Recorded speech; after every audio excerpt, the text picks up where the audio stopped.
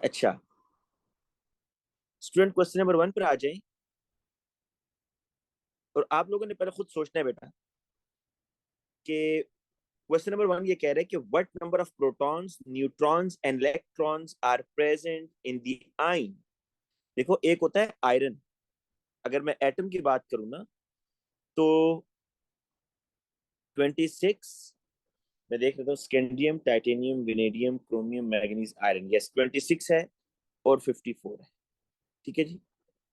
अब अगर आप इसके अंदर प्रोटॉन्स देखें तो प्रोटॉन्स आपके पास कितने आ रहे हैं? 26 आ रहे हैं। अगर आप बेटा इसमें इलेक्ट्रॉन्स देखें तो इलेक्ट्रॉन्स भी इसमें 26 आएंगे। मैं भी एटम की बात कर रहा हूँ, आयन की नहीं। और अगर आप बेटा इसके अंदर न्यूट्रॉन्स देखेंगे तो आप माइनस कर देंगे 54 से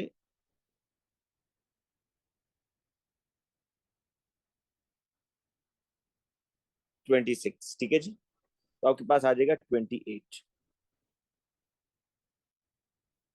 लेकिन वो आयरन 3 की बात कर रहा है बेटा, आयरन 3। आयरन 3 का मतलब है लॉस ऑफ 3 इलेक्ट्रॉन ना।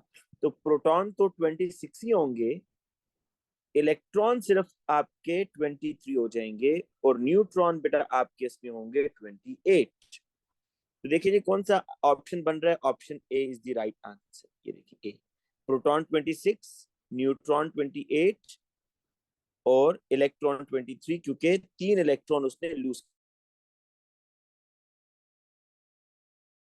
Are the molecular formula and empirical formula the same.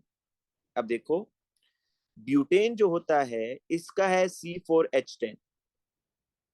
इसको मजीद सिंप्लीफाई करो, हो जाता है नहीं होता? हो जाता है ना भाई। आप इसको अगर 2 से सिंप्लीफाई करो तो ये बनेगा C2H5। तो एम्पिरिकल मॉलिक्यूलर सेम तो ना हुआ ना। मॉलिक्यूलर C4H10 है, एम्पिरिकल C2H5 है। इथेन को अगर आप चेक करो C2H6 है, लेकिन अगर आप इसका एम्पिरिकल फॉर्मूला देखो तो क्या बनेगा? 2 से इसको सिंप्लीफाई करो तो ये बनेगा C1H3। ये भी सेम नहीं है। पेंट वन इन मतलब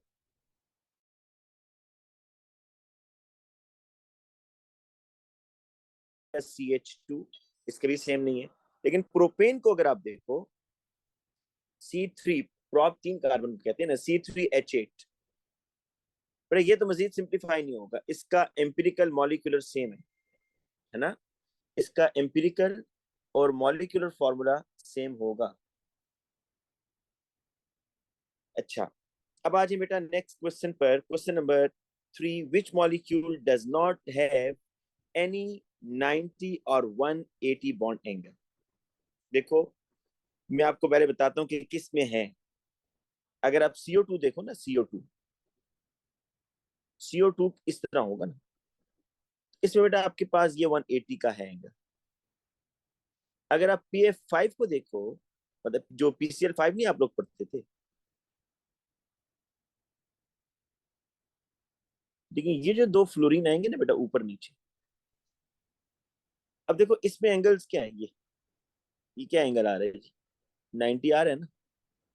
और ये जो दोनों आपको रेड वाले फ्लोरीन नजर आ रहे हैं ना, रेड वाले, इनके दरमियान इनके दरमियान 180 भी है ना।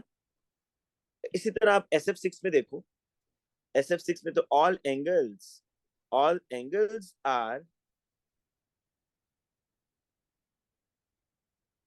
All angles are 90। All angles are 90। और ये जो फ्लोरीन आमने सामने आ रहे हैं इसमें 180 है। तो इन तीनों में तो 90 और 180 आ रहे हैं। C2H6 को देखो भाई, ये C2H6 जो है ना, ये 109.5 आ रहा हो। C2H6, अगर आप C2H6 को देखो, ये अच्छा, ये बनाने में तो आपको इस तरह लग रहा होगा, लेकिन असल में ऐसा नहीं। आपको पता है ये CH4 की तरह है ना, कि कार्बन के अराउंड चार चार बॉन्ड पेयर है। तो एंगल क्या होगा? 109.5। तो C2H6 जो है, C2H6 का याद रखिएगा भाई, इसमें कोई वो नहीं है आपके पास, 90 डिग्री नहीं है। C2H6 Sir, which paper is this?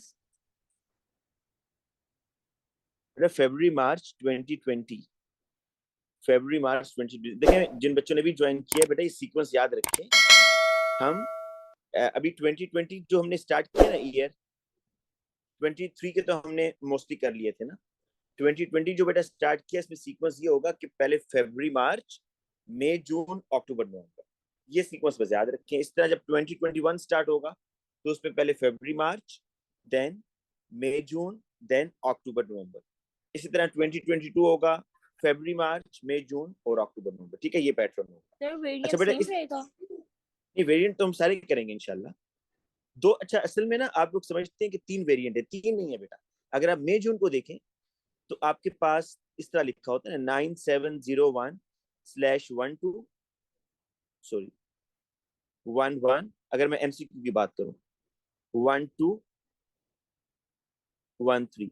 आपने नोट किया होगा ये दोनों कौन से वेरिएंट, क्या सेम नहीं होते बेटा? 11 और 13 सेम होते हैं। ठीक है, 100% सेम होते हैं, कोई डिफरेंस नहीं होता। तो लिहाजा मई जून के 2 वेरिएंट हैं, अक्टूबर नवंबर के भी 2 वेरिएंट है। इसी तरीके से तो 2 पेपर, अगर एमसीक्यू की बात करूं, 2 पेपर मई जून के, 2 पेपर अक्टूबर नवंबर के, 1 पेपर फरवरी मार्च का। तो 1 साल के 5 पेपर बनते हैं एमसीक्यू के, और इसी तरह 1 साल के 5 थ्योरी के पेपर बनेंगे। ठीक है, 3 नहीं होते बेटा। अच्छा बेटा, अब आ जाए, ये आपको समझ आ गया ना कि इसमें ऑप्शन ए क्यों ठीक है? क्योंकि यहाँ पर जो एंगल बन रहा है C2H6, यहाँ पर 109.5।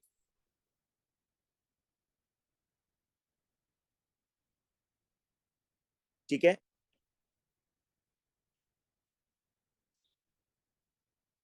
जबकि ये जो बेटा आपके पास आ रहे हैं ना, ये इसमें आपके पास 90 डिग्री, मैंने आपको बताया, यहाँ भी 180 बन रहा है, 90 बन रहा है, यहाँ भी 90 बन रहा है। तो इसलिए option A is the right answer. Question number 4 पर आ जाइए। The following data are needed for this reaction. देखिए, जो पहला रिएक्शन उसने बताया ना, ये सोडियम हाइड्रोजन कार्बोनेट का रिएक्शन HCl से किया है। याद रखिएगा, सोडियम हाइड्रोजन कार्बोनेट जो होता है ना, जो बेकिंग सोडा है, ये भी बेस होता है। All carbonates are basic. तो इसका रिएक्शन हुआ है जी, सोडियम क्लोराइड बना, वाटर बना, कार्बन डाइऑक्साइड, कितनी एनर्जी रिलीज हुई? -38.97। अच्छा, दूसरा रिएक्शन देखिए, उसने जो आपको बताया है सोडियम कार्बोनेट, उसके HCl से रिएक्शन हो रहा है, सोडियम क्लोराइड, वाटर और कार्बन डाइऑक्साइड, और 96.59 किलो जूल्स एनर्जी रिलीज हो रही है। अब उसने ये 2 डेटा आपको दे दिए। अब तीसरा उसका क्वेश्चन ये है कि जब सोडियम हाइड्रोजन कार्बोनेट को डिकम्पोज करते हैं तो सोडियम कार्बोनेट बनता है।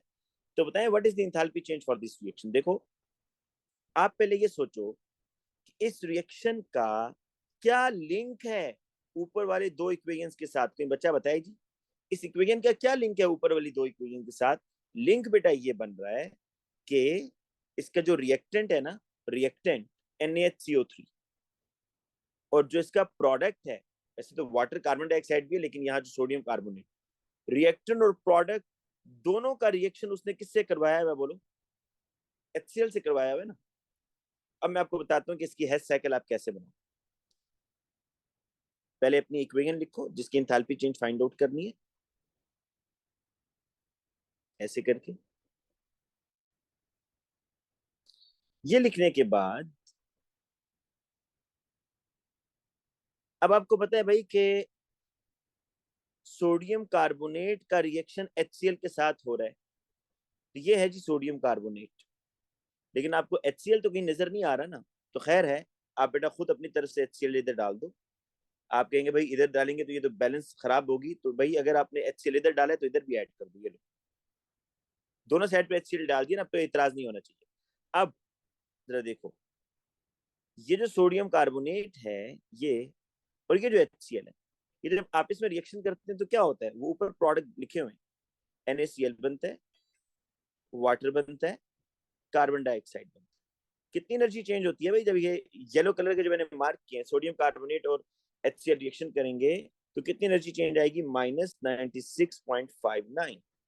इसी तरीके से बेटा आप अगर देखो कि ये जो सोडियम हाइड्रोजन कार्बोनेट और HCl है, ये देखो, ये जब ये रिएक्शन करेंगे तो क्या बनेगा? वो नीचे प्रोडक्ट लिखे हुए हैं, NaCl, वाटर, कार्बन डाइऑक्साइड। कितनी एनर्जी चेंज आएगी, ये जरा गौर से देखने वाली बात। आप अगर ऊपर वाली इक्वेशन देखें ना, जो डाटा उसने दिया हुआ है, उसमें उसने 1 मोल सोडियम हाइड्रोजन कार्बोनेट और 1 मोल HCl यूज किया था, है ना। और एनर्जी कितनी चेंज आ रही थी? -38.97। लेकिन बेटा हमने जो यहाँ लिखा है 2 मोल HCl, 2 मोल सोडियम कार्बोनेट, तो एनर्जी कितनी होगी? 2 टाइम्स -38.97। और ये डेल्टा एच है आपके पास, दिस इज अननोन। अब आपको यहाँ पर है साइकिल दो रूट बनाने हैं बेटा। रूट नंबर 1 मैं आपको बताता हूँ क्या बनेगा। This is root number 1। Root number 2 ये बनेगा बेटा। This is root number 2। तो रूट नंबर 1 की जो एनर्जी चेंज है वो रूट 2 के इक्वल होगी। तो रूट नंबर 1 में क्या आ रहा है? रूट नंबर 1 में आ रहा है 2 times -38.97 is equal to root number 2 में डेल्टा एच और -96.59। अब आपने बेटा इस -96.59 को सेट पर ले जाएं। 2 times -38.97 plus 96.59 is equal to delta H. बेटा वैल्यू निकालो, क्या आ रही है? बच्चे जल्दी से आंसर निकाल दे, मुझे बताया क्या आंसर आ रहा है डेल्टा एच का। 18.65। 18.65 सी इज द आंसर। क्योंकि देखो थर्मल डिकम्पोजिशन है तो आंसर तो पॉजिटिव में होगा ना, ठीक है। तो ए और बी तो वैसे ही निकल गए थे, ए और बी तो वैसे ही निकल गए थे। Question number 5, in a redox reaction how do the oxidation states of vanadium and sulphur change. अच्छा बेटा वेनेडियम जो है यहाँ पर VO2 नेट चार्ज क्या डाला हुआ है? प्लस, मतलब ये -2 है, ये -4 होगा। तो वेनेडियम पर क्या होना चाहिए कि आंसर +5 आए? +5 होगा ना। क्या आंसर +1 आए तो वेनेडियम पर +5 आंसर होगा। तो वेनेडियम +5 है, तो +5 से वेनेडियम जा रहा है +3 में। और दूसरा SO2 से SO4 2 माइनस, देखो -2 -4 +4 तो सल्फर +4 है। और ये देखो SO4 2 माइनस है, ये 2 माइनस ऑक्सीजन के ऊपर चार्ज, 4 2 जा 8 माइनस ना। तो नेट चार्ज आपका -2 आना चाहिए। तो सल्फर के ऊपर क्या चार्ज रखा जाए? +6। तो सल्फर जो है +4 से +6 में जा रहा है और वेनेडियम +5 से +3 में जा रहा है। तो D is the answer. Next question देखिएगा। The equation for the reaction between the silver chloride and aqueous ammonia is shown. What are the units of Kc for this reaction. बेटा आप सबको पता है कि जो Kc के एक्सप्रेशन लिखते हैं ना, उसमें हम सॉलिड्स को नहीं लिखते, ठीक है ना। Kc के एक्सप्रेशन में सॉलिड्स को नहीं लिखा जाता। तो इसका Kc का एक्सप्रेशन कैसे होगा? Kc इज इक्वल टू, देखो Kc में सॉलिड नहीं, Kc में आप गैसियस मिक्सचर को और लिक्विड मिक्सचर्स को लिखते हैं, ठीक है, सॉलिड को नहीं लिखते। तो आपके पास जो प्रोडक्ट है वो ये है, एक ये आ रहा है बेटा जो कॉम्प्लेक्स है AgNH3 ट्वाइस। दूसरा आपके पास आ रहा है Cl-, और तीसरा अमोनिया का स्केयर आ रहा है ना बेटा। 2 मोल्स ऑफ अमोनिया है ना, सिल्वर क्लोराइड तो नहीं आएगा, दिस इज सॉलिड, ये नहीं आएगा। अब आप देखो इसकी यूनिट क्या आएंगी। ऊपर कितनी स्क्वायर ब्रैकेट्स हैं? 2। नीचे भी कितनी स्क्वायर ब्रैकेट्स हैं? 2। तो नो यूनिट, कोई यूनिट नहीं आएगी भाई। इसमें बस आप लोग जो गलती करेंगे वो यही है बेटा कि आप लोग सिल्वर क्लोराइड को भी नीचे लिख देंगे और अक्सर बच्चे इसमें ये आंसर निकाल रहे होंगे बी वाला, ठीक है, जो कि गलत होगा। नेक्स्ट देखिए क्वेश्चन नंबर 7, ये आपका कैलकुलेशन से रिलेटेड है। Sodium azide. अच्छा ये सोडियम एजाइड जो है ना, ये जो गाड़ियों के एयर बैग्स होते हैं उसमें होता है, ठीक है। जो स्टीयरिंग के अंदर एयर बैग होता है, जब वो हिट करता है तो एयर बैग फिल होता है और उसमें नाइट्रोजन गैस भर जाती है उस बैलून में। तो sodium azide decomposes as shown. Which volume of nitrogen measured at room temperature and pressure will produce by the decomposition of 150 gram of sodium azide। बेटा 150 ग्राम सोडियम एजाइड जब decompose होगा तो कितना नाइट्रोजन बनेगा? बहुत ही simple सा question है। देखो मैं यहाँ पर कैलकुलेशन करता हूँ इसकी। पहला काम ना मोल निकाल लो, मोल्स ऑफ NaN3। 150 ग्राम दिया हुआ है उसने। MR कितना होगा जी इसका? MR सोडियम का है 23 और नाइट्रोजन का 3 टाइम्स 14।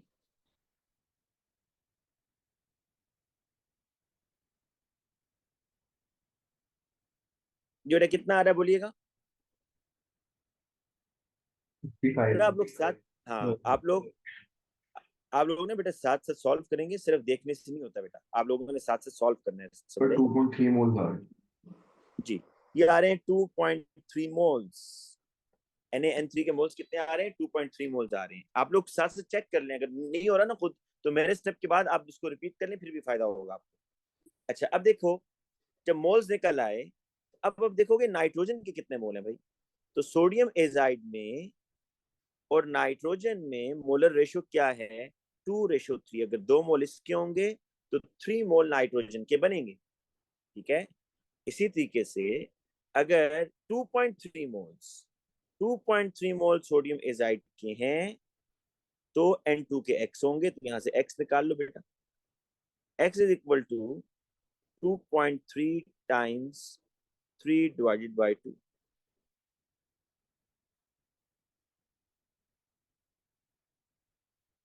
3.4. 3.45.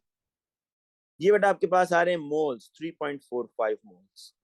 लेकिन आपने तो वॉल्यूम निकालना है ना, कह रहे कि विच वॉल्यूम ऑफ नाइट्रोजन।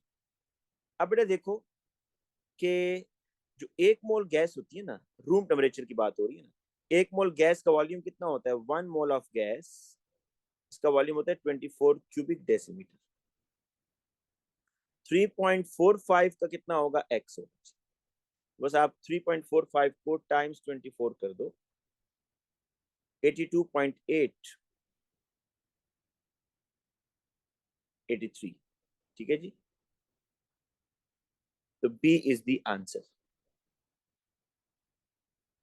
अच्छा बेटा, क्वेश्चन नंबर 8 को आप लोग जरा कीजिएगा, मैं नहीं कर रहा, आप लोग करेंगे, मैं आपको बता देता हूँ। कह रहा है a stable ion N5 plus has been produced by the research chemist, which structure is most likely to show the electron arrangement of the sign. देखो, कह रहे कौन सा पॉसिबल स्ट्रक्चर हो सकता है N5 का। आप लोग ने ये करना है कि इन चारों ऑप्शन में से ये देखिएगा कि कहां पर ऐसे पांचों नाइट्रोजन हैं कि जिनका ऑक्टेट कंप्लीट है। आपने ऐसे ऑप्शन ढूंढना है जहां पर पांचों के पांचों नाइट्रोजन का एक तो ऑक्टेट कंप्लीट हो, और जो 5 नाइट्रोजन है ना, उसमें से जो एक नाइट्रोजन होगा उसके वैलेंस शेल का एक इलेक्ट्रॉन भी लूज हुआ होगा। मतलब उसके वैलेंस शेल में 4 इलेक्ट्रॉन होंगे, क्योंकि N5+1 है, एक इलेक्ट्रॉन लूज हो रहा है। तो वैसे नाइट्रोजन के वैलेंस शेल में 5 इलेक्ट्रॉन होते हैं ना, तो N5+1 का मतलब यह है कि एक इलेक्ट्रॉन लूज भी हुआ होगा। तो आपने ये भी देखना होगा कि कोई ऐसा एक नाइट्रोजन भी है जिसका एक इलेक्ट्रॉन लूज है और उसके आउटर शेल में 4 इलेक्ट्रॉन है। जरा चेक कीजिएगा बेटा कौन सा है।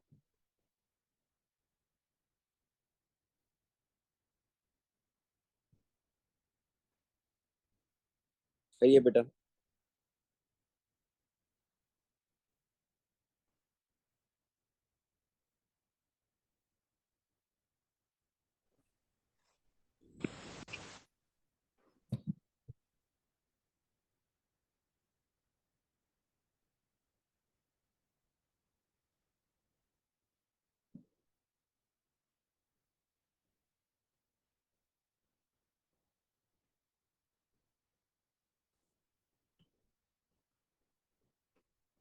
जी बेटा, बताइएगा क्या आंसर बन रहा है।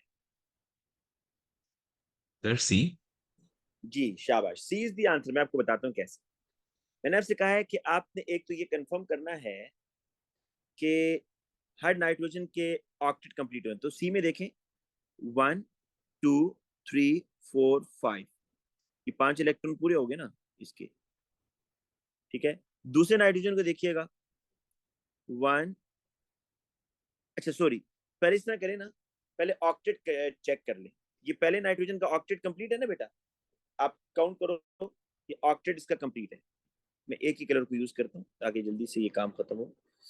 ये देखें जी, 1 2 3 4 5 6 7 8। इसमें आप दूसरा नाइट्रोजन देखें, वो भी इसका भी ऑक्टेट कंप्लीट होगा। 1 2 3 4 5 6 7 8। इस तरह आप तीसरा नाइट्रोजन देखें बेटा, उसका भी ऑक्टेट कंप्लीट होगा। 1 2 3 4 5 6 7 8। इस तरह आप चौथा नाइट्रोजन देखेंगे बेटा, उसका भी ऑक्टेट कंप्लीट होगा। ये देखिएगा 1 2 3 4 5 6 7 8। और लास्ट वन देखिएगा 1 2 3 4 5 6 7 8।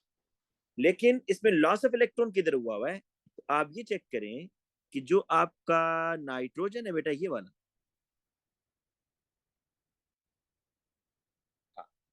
बेटा इस नाइट्रोजन के इलेक्ट्रॉन को वो किससे रिप्रेजेंट कर रहे हैं? देखो पहले नाइट्रोजन के इलेक्ट्रॉन को डॉट से, दूसरे नाइट्रोजन के इलेक्ट्रॉन को क्रॉस से, तीसरे नाइट्रोजन के इलेक्ट्रॉन को डॉट से रिप्रेजेंट कर रहे हैं। देखो 4 डॉट्स हैं, 5वां इलेक्ट्रॉन लूज हुआ है, तो C is the right answer.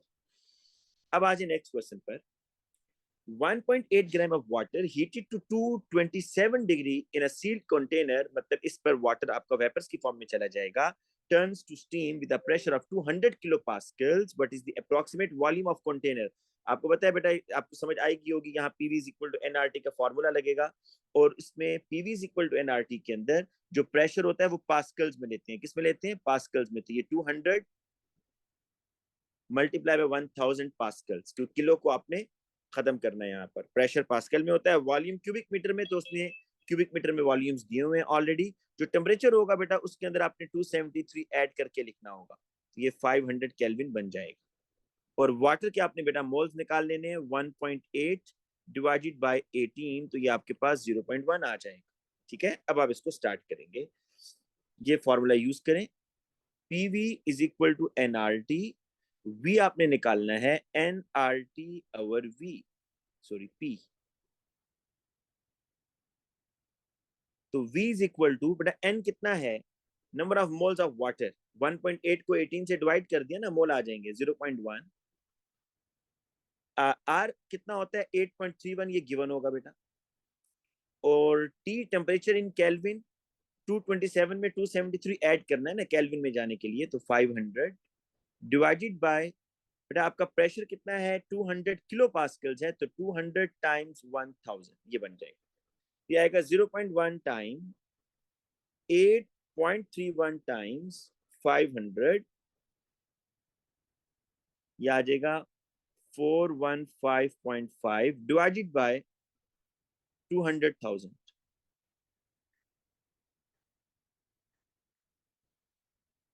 ये आ रहा है बेटा आपके पास 0.002077, तो 2.0 टाइम्स 10 रेज टू पावर -3, ये जो है ना ये बन रहा है ना।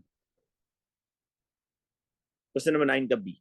अच्छा नेक्स्ट देखिएगा, when the equation is correctly balanced, what is the value for C? देखो एक तो ये तरीका है कि आप पूरी इक्वेशन को बैलेंस कर लें। पर कितने बच्चे चाहते हैं मैं पूरी इक्वेशन को बैलेंस करके बताऊं, या डायरेक्ट आंसर पे हूं जो काम की बात है, या पूरी इक्वेशन को बैलेंस करना भी सिखा दूं? सर पूरी इक्वेशन बैलेंस करना भी सिखा रहा है। चलें इसको फिर इस तरह करते हैं,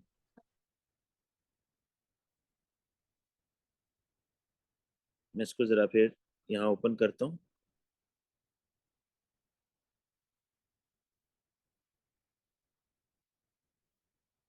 पर ये देखिएगा, किसी भी इक्वेशन को बैलेंस करने के लिए C2H4 H2O H plus MnO4 1 minus C2H6O2। अब मैं आपको बता रहा हूँ कि मैं पूरी इक्वेशन बैलेंस कर रहा हूँ, आंसर तो उसका बहुत जल्दी आ जाता है। ठीक है, वो आपको चले आखिर में बता दूंगा, आंसर तो जल्दी से आ जाएगा। जब भी इक्वेशन को बैलेंस करना है तो आप पहले ये देखा करो कि इसमें ऑक्सीडेशन किधर हो रही है और रिडक्शन किधर हो रही है। बेटा आपको पता है कि हाइड्रोजन H प्लस में ही रह रहा होगा, ऑक्सीजन भी नहीं चेंज हो रहा होता है। एक तो मैंगनीज आपको नजर आ रहा है कि मैंगनीज में यहाँ ऑक्सीडेशन स्टेट क्या होगी बेटा? देखो ऑक्सीजन जो है ना, इस सारे के ऊपर ये चार्ज है -1, ये -2 है, ये -8 है, तो मैंगनीज +7, तो मैंगनीज +7 से +2 में जा रहा है। तो बताओ जी यहाँ पर क्या हो रहा है? गेन ऑफ कितने इलेक्ट्रॉन हो रहे हैं? गेन ऑफ 5 इलेक्ट्रॉन हो रहे हैं, है ना। अब लॉस ऑफ इलेक्ट्रॉन किधर होगा भाई? लॉस ऑफ इलेक्ट्रॉन जरा चेक करो। हाइड्रोजन होता है बेटा 1+, 4 हैं तो 4+, ठीक है, और 4+ को कैंसिल आउट करने के लिए 4-, 4- चार्ज 2 कार्बन पर है, एक पर क्या होगा? 2-। अगर आप C2H6O2 देखो, 2-, 4-, राइट।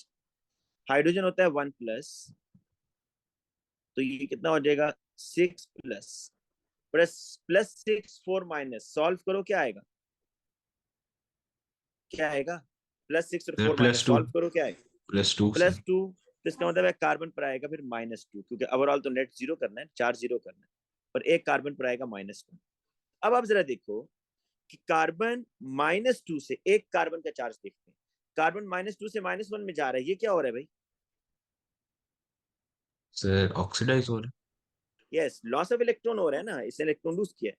तो लॉस ऑफ 1 इलेक्ट्रॉन, इसमें रूल नंबर 1 ये है कि आप हर एलिमेंट के ऊपर पहले देखो कि ऑक्सीडेशन किधर हो रही है, रिडक्शन किधर हो रही है। तो मुझे समझ आ गया कार्बन में ऑक्सीडेशन हो रही है, मैंगनीज में रिडक्शन हो रही है। रूल नंबर 2 ये होता है कि loss of electron gain of electron equal होने चाहिए। देखो यहाँ पर मैंगनीज अगर 5 इलेक्ट्रॉन गेन कर रहा है तो कार्बन को भी 5 लूज करने होंगे। तो मैं 1 को 5 से और 5 को 1 से मल्टीप्लाई करूंगा तो वो तो ऐसे ही रहेगा। तो बेटा ये मुझे कॉफिशिएंट नहीं मिल गया क्या, ये मुझे मिल गया कॉफिशिएंट। मतलब कार्बन के पीछे ना मैं 5 लगाऊंगा। 5 mole of C2H4 H2O H plus MnO4 1 minus, अच्छा ये उसने खुद बताया हुआ 2 है, ठीक है, तो यहाँ मैं 2 लगा देता हूँ। इट गिव्स C2H6O2, ये भी 5 आ रहा है। अब देख एक चीज बड़ी कॉमन है, बिल्कुल क्लियर है, एक चीज बड़ी क्लियर है कि मैंगनीज के पीछे उसने 2 लगाया हुआ इधर, तो भाई यहाँ पर भी तो 2 आएगा ना, यहाँ पर भी 2 आएगा। अच्छा अब जब आप ये क्रम कर लो ना, loss of electron gain of electron equal कर लो, अब आप चार्जेस को बैलेंस करते हो। चार्जेस देखो, चार्जेस को बैलेंस करने के लिए H प्लस को नहीं, पहले H प्लस को इग्नोर करो।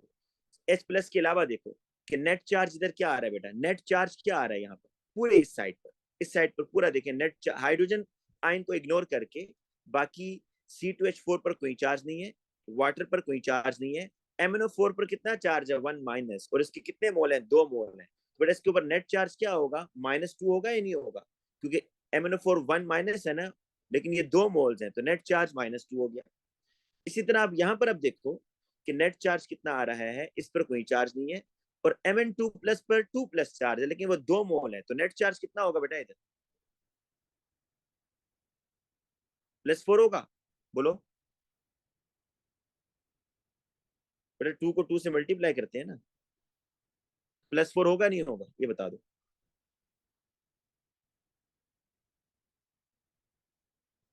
बेटा जल्दी से आंसर देना भाई। Yes, sir. अब आपको ये चार्जेस बैलेंस करने होते हैं बेटा, देखो ये चार्जेस बैलेंस करने हैं। तो अभी आपको नजर आ रहा है कि यहाँ पर चार्ज कम है ना, ये -2 है, इस -2 को आपने क्या बनाना है, इस -2 को आपने +4 बनाना है। भाई -2 में कितना ऐड करूं कि आंसर +4 आ जाए, +6 -2 में कितना ऐड करूं, 6 तो ये H के पीछे 6 लगाऊंगा। H को इसलिए रखा हुआ था भाई, H को इसलिए रखा हुआ था कि H को मैंने बैलेंस करना है। तो अब देखो ये +6, अब इसको सॉल्व करोगे तो ये +4 आंसर आएगा। चार्जेस आपके इक्वल होगी, ठीक है ना, अब आपके चार्जेस इक्वल है। तो अब आप देखो कि यहाँ पर देखो ये इक्वेशन आपकी बैलेंस होगी या नहीं हुई, अभी नहीं, अभी नहीं हुई, क्योंकि अभी आपके ऑक्सीजन बैलेंस नहीं है। आप जरा चेक करो ऑक्सीजन कितने है जी, इधर कितने ऑक्सीजन है, 5 2 जा 10, 10 ऑक्सीजन, और यहाँ पर कितने हैं रिएक्टेंट वाली साइड पर, 4 2 जा 8, और ये इधर 1 है, तो यहाँ 2 लगा दो। अब आप देखो आपके ऑक्सीजन भी बैलेंस, हाइड्रोजन भी बैलेंस, पूरी इक्वेशन बैलेंस है, और आपको H का आंसर भी मिल गया। अब उसका क्वेश्चन भी देख लो, when equation is correctly balanced what is the value of C, C पूछ रहा है भाई, C मतलब H प्लस कितना होगा,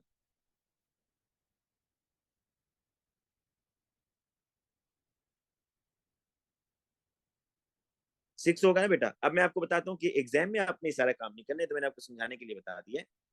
एग्जाम को आप में आपने ये करना है, वो कहेगा ना कि what what is the value of C, तो आपको फिलहाल चार्जेस बैलेंस करने हैं। आप कहोगे भाई यहाँ MnO4 1 माइनस है, और Mn के ऊपर कितने मैंगनीज हैं, 2, तो आप कहेंगे भाई यहाँ पर भी तो 2 होंगे ना, क्योंकि यहाँ 2 हैं तो यहाँ पर भी 2 होंगे। अब आप चार्जेस को बस बैलेंस कर लो। यहाँ पर जो नेट चार्ज आ रहा है वो -2 आ रहा है, यहाँ पर जो नेट चार्ज आ रहा है वो +4 आ रहा है, बाकी तो इस पर नो चार्ज ना, इस पर नो चार्ज। अब इस -2 को आपने +4 बनाना है भाई, तो H आयन के पीछे 6 लगेगा, तो ये +6 होगा तो -4 आंसर बनेगा, इसलिए डी इज द आंसर। ठीक है, नेक्स्ट देखिए question number 11। The main stage in the contact process is an equilibrium reaction, जिसमें SO2 SO3 में जा रहा है। बेटा आप दो चीजें याद कर लें कि ये जो हेबर्स प्रोसेस होता है ना, एक N2 + 3H2 it gives ammonia, एक ये याद कर लें कि ये भी एक्सोथर्मिक रिएक्शन है। और जो कॉन्टैक्ट प्रोसेस होता है ना, जिसमें सल्फ्यूरिक एसिड बनता है, उसमें ये स्टेप भी हो रहा होता है, जिसमें वेनेडियम 5 ऑक्साइड और 450 डिग्री सेल्सियस 1 to 5 ATM, ये भी बेटा एक्सोथर्मिक रिएक्शन है। तो ये दोनों स्टेप, ये दोनों चीजें याद करें कि हेबर्स प्रोसेस के अंदर जो अमोनिया बनता है वो भी एक्सोथर्मिक है, कॉन्टैक्ट प्रोसेस में जो SO2 से SO3 बन रहा है वो ये भी एक्सोथर्मिक है। अब इसका क्वेश्चन देखें, which not describe the effect of the name condition on equilibrium yield. Equilibrium yield का मतलब है प्रोडक्ट, कि इक्विलिब्रियम पर जो प्रोडक्ट है उस पर क्या इफेक्ट पड़ेगा। अगर आप कैटलिस्ट डालें तो कैटलिस्ट से प्रोडक्ट ज्यादा बनता है या कम, बोलो। For no change. No No change, effect. No effect on catalyst. अगर आप प्रेशर बढ़ाओ, ये देखो बेटा यहाँ पर है 3 मोल्स, यहाँ पर है आपके पास 2 मोल्स, तो प्रेशर के बढ़ाने से वॉल्यूम क्या होता है, कम होता है, और रिएक्शन उस साइड पे जाएगा where lesser moles are present. अगर आप प्रेशर बढ़ाओगे, प्रेशर और वॉल्यूम में इनवर्स रिलेशन है ना, प्रेशर बढ़ाओगे वॉल्यूम कम होगा, और वॉल्यूम किधर कम हो रहा है, where lesser moles are present, तो आपका रिएक्शन फॉरवर्ड डायरेक्शन में जाएगा और मोर SO3 इज फॉर्म्ड, तो इंक्रीजेस द यील्ड। तो यहीं पर बेटा आपका आंसर आ गया है, इंक्रीजेस यील्ड। और हाई टेम्परेचर में आपको कहा, अगर आप ये याद कर लो कि ये भी एक्सोथर्मिक रिएक्शन है, तो आपको फिर ज्यादा क्लियर समझ आ जाएगा कि देखो हीट एनर्जी रिलीज हो रही है। अगर आप टेम्परेचर बढ़ाओगे तो रिएक्शन बैकवर्ड जाना शुरू हो जाएगा और आपकी यील्ड कम होना शुरू हो जाएगी। लेकिन ये अगर आपको ना भी पता हो ना, तो आप पहले दो की बेस पर ही आंसर पर पहुंच जाते हो। अच्छा, नेक्स्ट क्वेश्चन देखें, question number 12। X and Y are oxide of period 3 elements. If 1 mole of X is added to water, the solution formed is neutralized by exactly 1 mole of Y. अच्छा, 1 mole of water x को ना अगर आप water में डालें, P4O10 है, इसको water में डालते हैं, क्या बनेगा जी, बोले जरा, जल्दी से बताएं क्या बनेगा। Phosphoric acid. शाबाश, phosphoric acid sir H3PO4, H3PO4। H3PO4 और 4 फास्फोरस है तो 4 ये हो जाएगा, 4 मोल ऑफ फास्फोरिक एसिड। और आपके पास अब हाइड्रोजन कितने होंगे, वाटर 6 मोल होंगे। बेटा फास्फोरस ऑक्साइड जो है P4O10, अगर 1 मोल उसका वाटर में डाले ना, तो 4 मोल फास्फोरिक एसिड के बनते हैं। अब वो कह रहे हैं कि अगर 1 मोल ऑफ एक्स, ये एक्स था ठीक है, इसको वाटर में डाला, तो जो सोल्यूशन है ना उसको न्यूट्रलाइज करने के लिए आपको 1 मोल वाई चाहिए। वही चेक करते हैं, क्या एल्यूमिनियम ऑक्साइड 1 मोल चाहिए। H3PO4, आपको पता है ना सबको कि एल्यूमिनियम ऑक्साइड एम्फोटेरिक होता है, it can react with acid, it can react with base, तो एसिड से भी करता है बेस से भी करता है। ये देखो क्या बनेगा, AL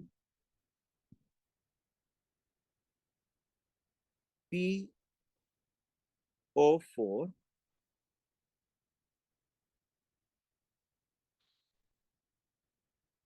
बड़ा, एल्यूमिनियम पर चार्ज है आपके पास 3+, और फॉस्फेट पर चार्ज है आपके पास 3-। तो बताएं फॉर्मूला क्या बनेगा जी। AlPO4. यस, यही बनेगा। अच्छा, और साथ में क्या बनेगा, साथ में वाटर बनेगा। और वाटर कितने मोल बनेगा, 3 ऑक्सीजन है तो 3H2O, तो हाइड्रोजन कितने हो गए भाई ये। अब इसको बैलेंस करेंगे तो अभी अभी आपको समझ आ जाएगा। इसको जब बैलेंस करें ना, अब हाइड्रोजन कितने हो गए बेटा, 6 हो गए ना, तो यहाँ पर मैं 2 लगाता हूँ। जब यहाँ 2 लगाऊंगा तो ये फास्फोरस कितने हो गए भाई, फॉस्फेट सॉरी, फॉस्फेट कितने हो गए।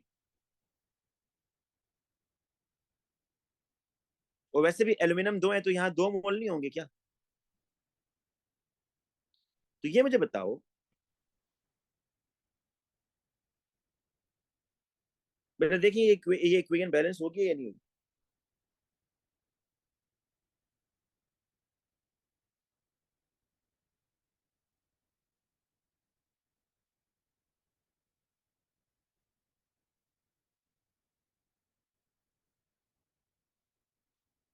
जी बेटा ये चेक करें इक्वेशन बैलेंस होगी या नहीं होगी।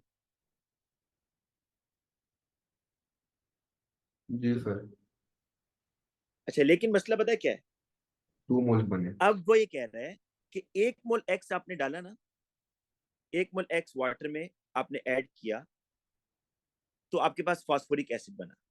अच्छा, फास्फोरिक एसिड, ये जो इक्वेशन मैंने एल्यूमिनियम ऑक्साइड के साथ बैलेंस किए ना, ये तो 1:2 है। आपके पास ऊपर फास्फोरिक एसिड कितना बना है ये बताओ? 4 मोल्स। 4 मोल्स। तो भाई 2 मोल के लिए तो 1 मोल चाहिए था। असल में तो आपने 1 मोल एक्स डाला है ना, ये बात ज़हन में रहे। आपने असल में 1 मोल एक्स डाला है, वो बिल्कुल ठीक है। 1 मोल एक्स डाला है, और वो ये कह रहा है कि इसको न्यूट्रलाइज करने के लिए 1 मोल वाई चाहिए।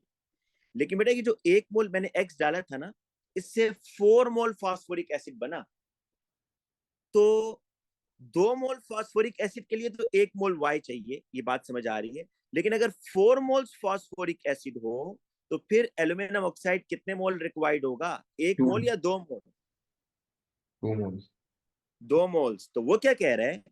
अब जरा बेटा उसकी स्टेटमेंट समझ लो और मुझे बताओ, क्या ऑप्शन ए राइट आंसर है या नहीं है? नहीं। बेटा बाकी बच्चे भी जरा बताइएगा, शाबाश। ए इज रॉन्ग। ए इसलिए रॉन्ग है, मैं आपको दोबारा बता देता हूँ। बेटा हम्म, 1 मोल एक्स को आपने वाटर में डाल दिया, P4O10 1 मोल था, ठीक है। उससे जो एसिड बना ना, वो कह रहा है इस एसिड को न्यूट्रलाइज करने के लिए 1 मोल वाई चाहिए। अगर तो ये एसिड बनता ना 2 मोल, फिर तो बात बिल्कुल ठीक थी। लेकिन ये एसिड बन रहा है 4 मोल। तो 4 मोल के लिए जब आप इक्वेशन बैलेंस करेंगे ना, 4H3PO4, तो ये इस तरह बैलेंस होगी भाई, 2Al2O3, और ये आपके पास बनेगा 4 मोल्स ऑफ AlPO4 और 6 मोल ऑफ वाटर। तो अब देखो, आपको फास्फोरिक एसिड को बैलेंस करने के लिए you need 2 mole of Y. You need 2 mole of Y, वो 1 मोल ऑफ वाई की बात कर। तो इसलिए ये सही आंसर नहीं है। ठीक है जी। अब बी को इस तरह चेक करें, सी को इस तरह चेक करें, और मुझे बताएं कहां पे आप वो लग रहा है कि सही आंसर होगा। बी को चेक करके देखते हैं कि आया B is the right answer.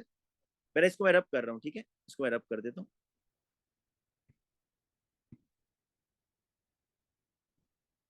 इस तरह के क्वेश्चन में थोड़ा सा टाइम लग जाता है। अगर आप बी को देखें तो SO3 है, इसको वाटर में डालेंगे तो आपके पास बनेगा H2SO4। बिल्कुल ठीक है। अब इस H2SO4 को, ये देखिए, ये 1 मोल ऑफ एक्स है, इसको 1 मोल देखना है। अब Al2O3 के साथ रिएक्शन है इसका, H2SO4 प्लस Al2O3, तो आपके पास बनेगा AlSO4 whole thrice. Al2SO4 whole thrice. बेटा अब आपको यहीं से समझ आ गया होगा कि, मैं पहले चले बैलेंस कर लेता हूँ। हाँ, पर सल्फेट 3 है, 3 सल्फेट है भाई, तो यहाँ 3H2SO4 होगा। ठीक है, 3H2SO4। और एल्यूमिनियम आपके पास 2 ही हैं, और हाइड्रोजन यहाँ पर ऐसा। अब बेटा ये देखो कि 1 मोल वाई आपको रिक्वायर्ड था। पहले इक्वेशन चेक कर लें, बैलेंस है 4 3 12, 13 14 15, 4 3 12 था, बैलेंस है। बेटा ये 1 मोल जो है ना, 1 मोल वाई, ये कितने मोल को बैलेंस करने के लिए, कितने मोल को न्यूट्रलाइज करने के लिए यूज हो रहा है? 3 मोल को। ऊपर सल्फ्यूरिक एसिड आपके पास 1 मोल बना था भाई। अगर 1 मोल सल्फ्यूरिक एसिड हो ना, अगर 1 मोल सल्फ्यूरिक एसिड हो, मतलब मैं इसको 3 से डिवाइड कर दूं, क्योंकि ऊपर तो सल्फ्यूरिक एसिड 1 मोल बन रहा है ना बेटा। अगर 1 मोल सल्फ्यूरिक एसिड होगा, तो आपके पास 1 मोल ऑफ Al2O3 रिक्वायर्ड होगा, या 1/3 moles of aluminium oxide required होगा, ये बताएं। 1/3।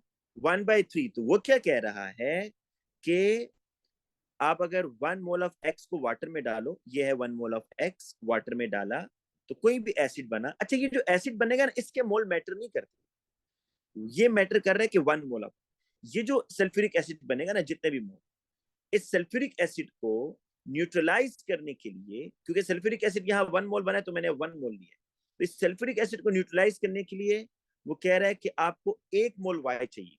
तो मुझे अब 1 मोल नहीं चाहिए भाई, मुझे 1/3 चाहिए। ये 1/3 कैसे मुझे पता चला? क्योंकि जब मैंने सल्फ्यूरिक एसिड और Al2O3 का रिएक्शन किया, तो इसमें रेशियो बन रही थी 3:1। ऊपर सल्फ्यूरिक एसिड 1 मोल बना है, तो मैंने सल्फ्यूरिक एसिड को 1 बनाने के लिए ना, क्योंकि ऊपर 1 बना था, 1 बनाने के लिए मैंने इस पूरी इक्वेशन को 3 से डिवाइड किया, ठीक है ना, 3 से डिवाइड करूंगा, तो ये जब 3 से डिवाइड करूंगा तो 1H2SO4 और ये बन जाएगा 1/3। तो सल्फ्यूरिक एसिड को न्यूट्रलाइज करने के लिए 1/3 मोल एल्यूमिनियम ऑक्साइड मुझे रिक्वायर्ड है, 1 मोल नहीं रिक्वायर्ड, तो इसलिए ये भी रॉन्ग आंसर है। इसी तरीके से बेटा अगर आप आ जाओ नेक्स्ट पार्ट पर, मैं जरा चले डी डी चेक करता हूँ। डी SO3 है, इसको वाटर में डालें ना, H2SO4 बन रहा है, ठीक है। अच्छा, इस H2SO4 को न्यूट्रलाइज करना है किसके जरिए जी? Na2O के। याद रखिए जब आप Na2O को बेटा डालते हैं ना सोल्यूशन में, ये Na2O को आप जब डालेंगे, वैसे तो आपको पता है ना ये एल्यूमिनियम ऑक्साइड तो वाटर से रिएक्शन नहीं करता ना बेटा, ये तो वाटर इनसॉल्युबल है, तो इसलिए एल्यूमिनियम ऑक्साइड का रिएक्शन डायरेक्ट एसिड के साथ हो रहा था। लेकिन ये जो Na2O है ना, इसको जब आप ऐसे सोल्यूशन में डालें इसमें वाटर होगा, तो ये वाटर से रिएक्शन कर देता है भाई। ये Na2O वाटर से रिएक्शन करेगा पहले, और क्या बनेगा? 2NaOH। देखो आपने ऐड क्या किया? 1 मोल ऑफ Na2O आपने ऐड किया, ये बात जेन में रहे, ठीक है ना। और यहाँ पर आपने 1 मोल ऑफ SO3 ऐड किया है, मतलब 1 मोल ऑफ X SO3, ये 1 मोल ऑफ X है, ये 1 मोल ऑफ Y है, तो आपने ये वाटर में ऐड किया तो ये बना है। अब इनका रिएक्शन करवाओ,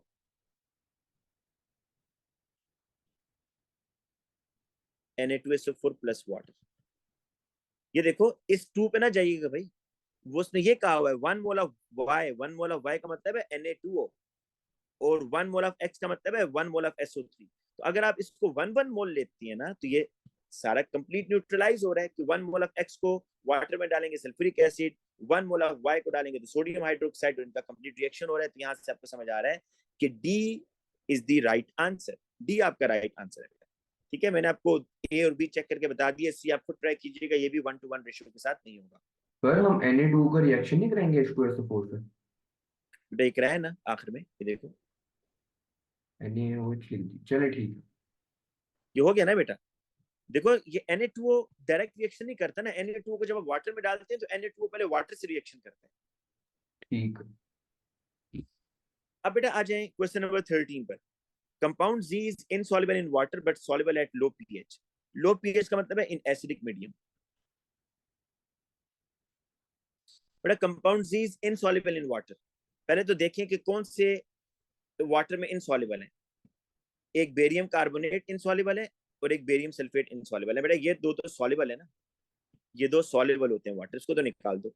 अब इसमें ये देखो, कह रहा है कि वो इनसॉल्युबल इन वाटर है, मैंने पकड़ लिया बेरियम कार्बोनेट या barium sulphate. Soluble at low pH मतलब ये हुआ कि वो एसिड से रिएक्शन करता है। जब सॉल्युबल है ना एसिड में, तो इसका मतलब है एसिड से रिएक्शन करेगा। तो बताएं इसमें कौन सा बेस है? बेरियम कार्बोनेट बेस है या बेरियम सल्फेट बेस है?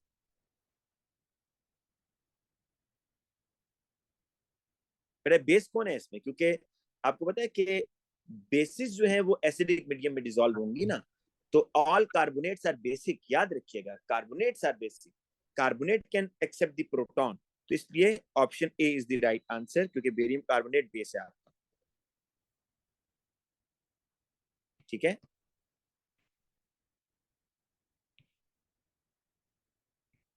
नेक्स्ट क्वेश्चन पर आ जाओ।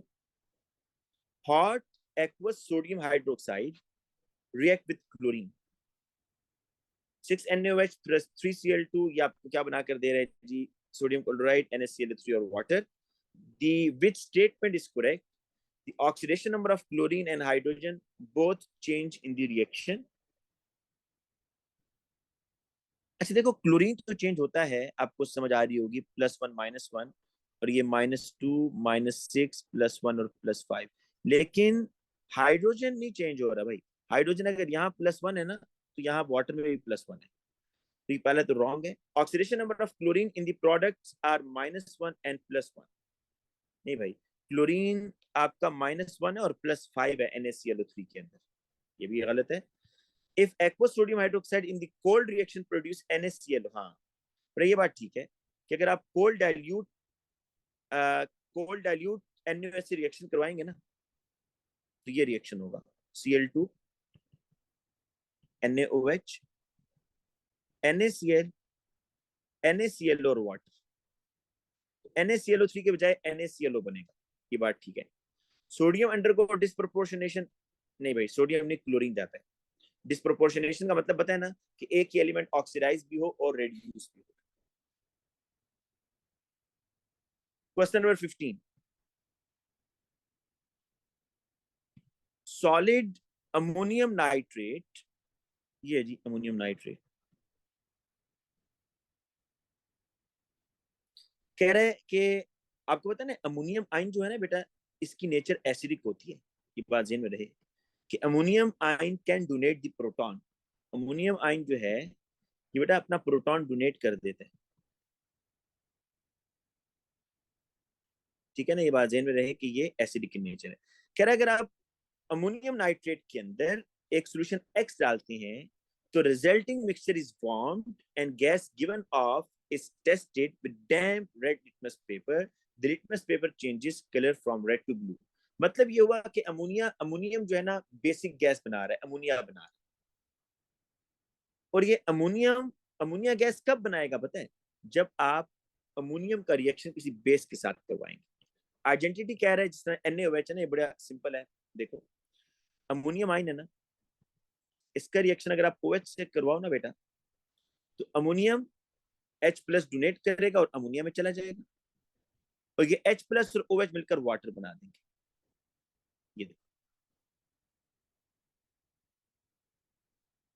तो ये आपकी बेसिक गैस बन रही है जो कि लिटमस पेपर को रेड से ब्लू कर रही है।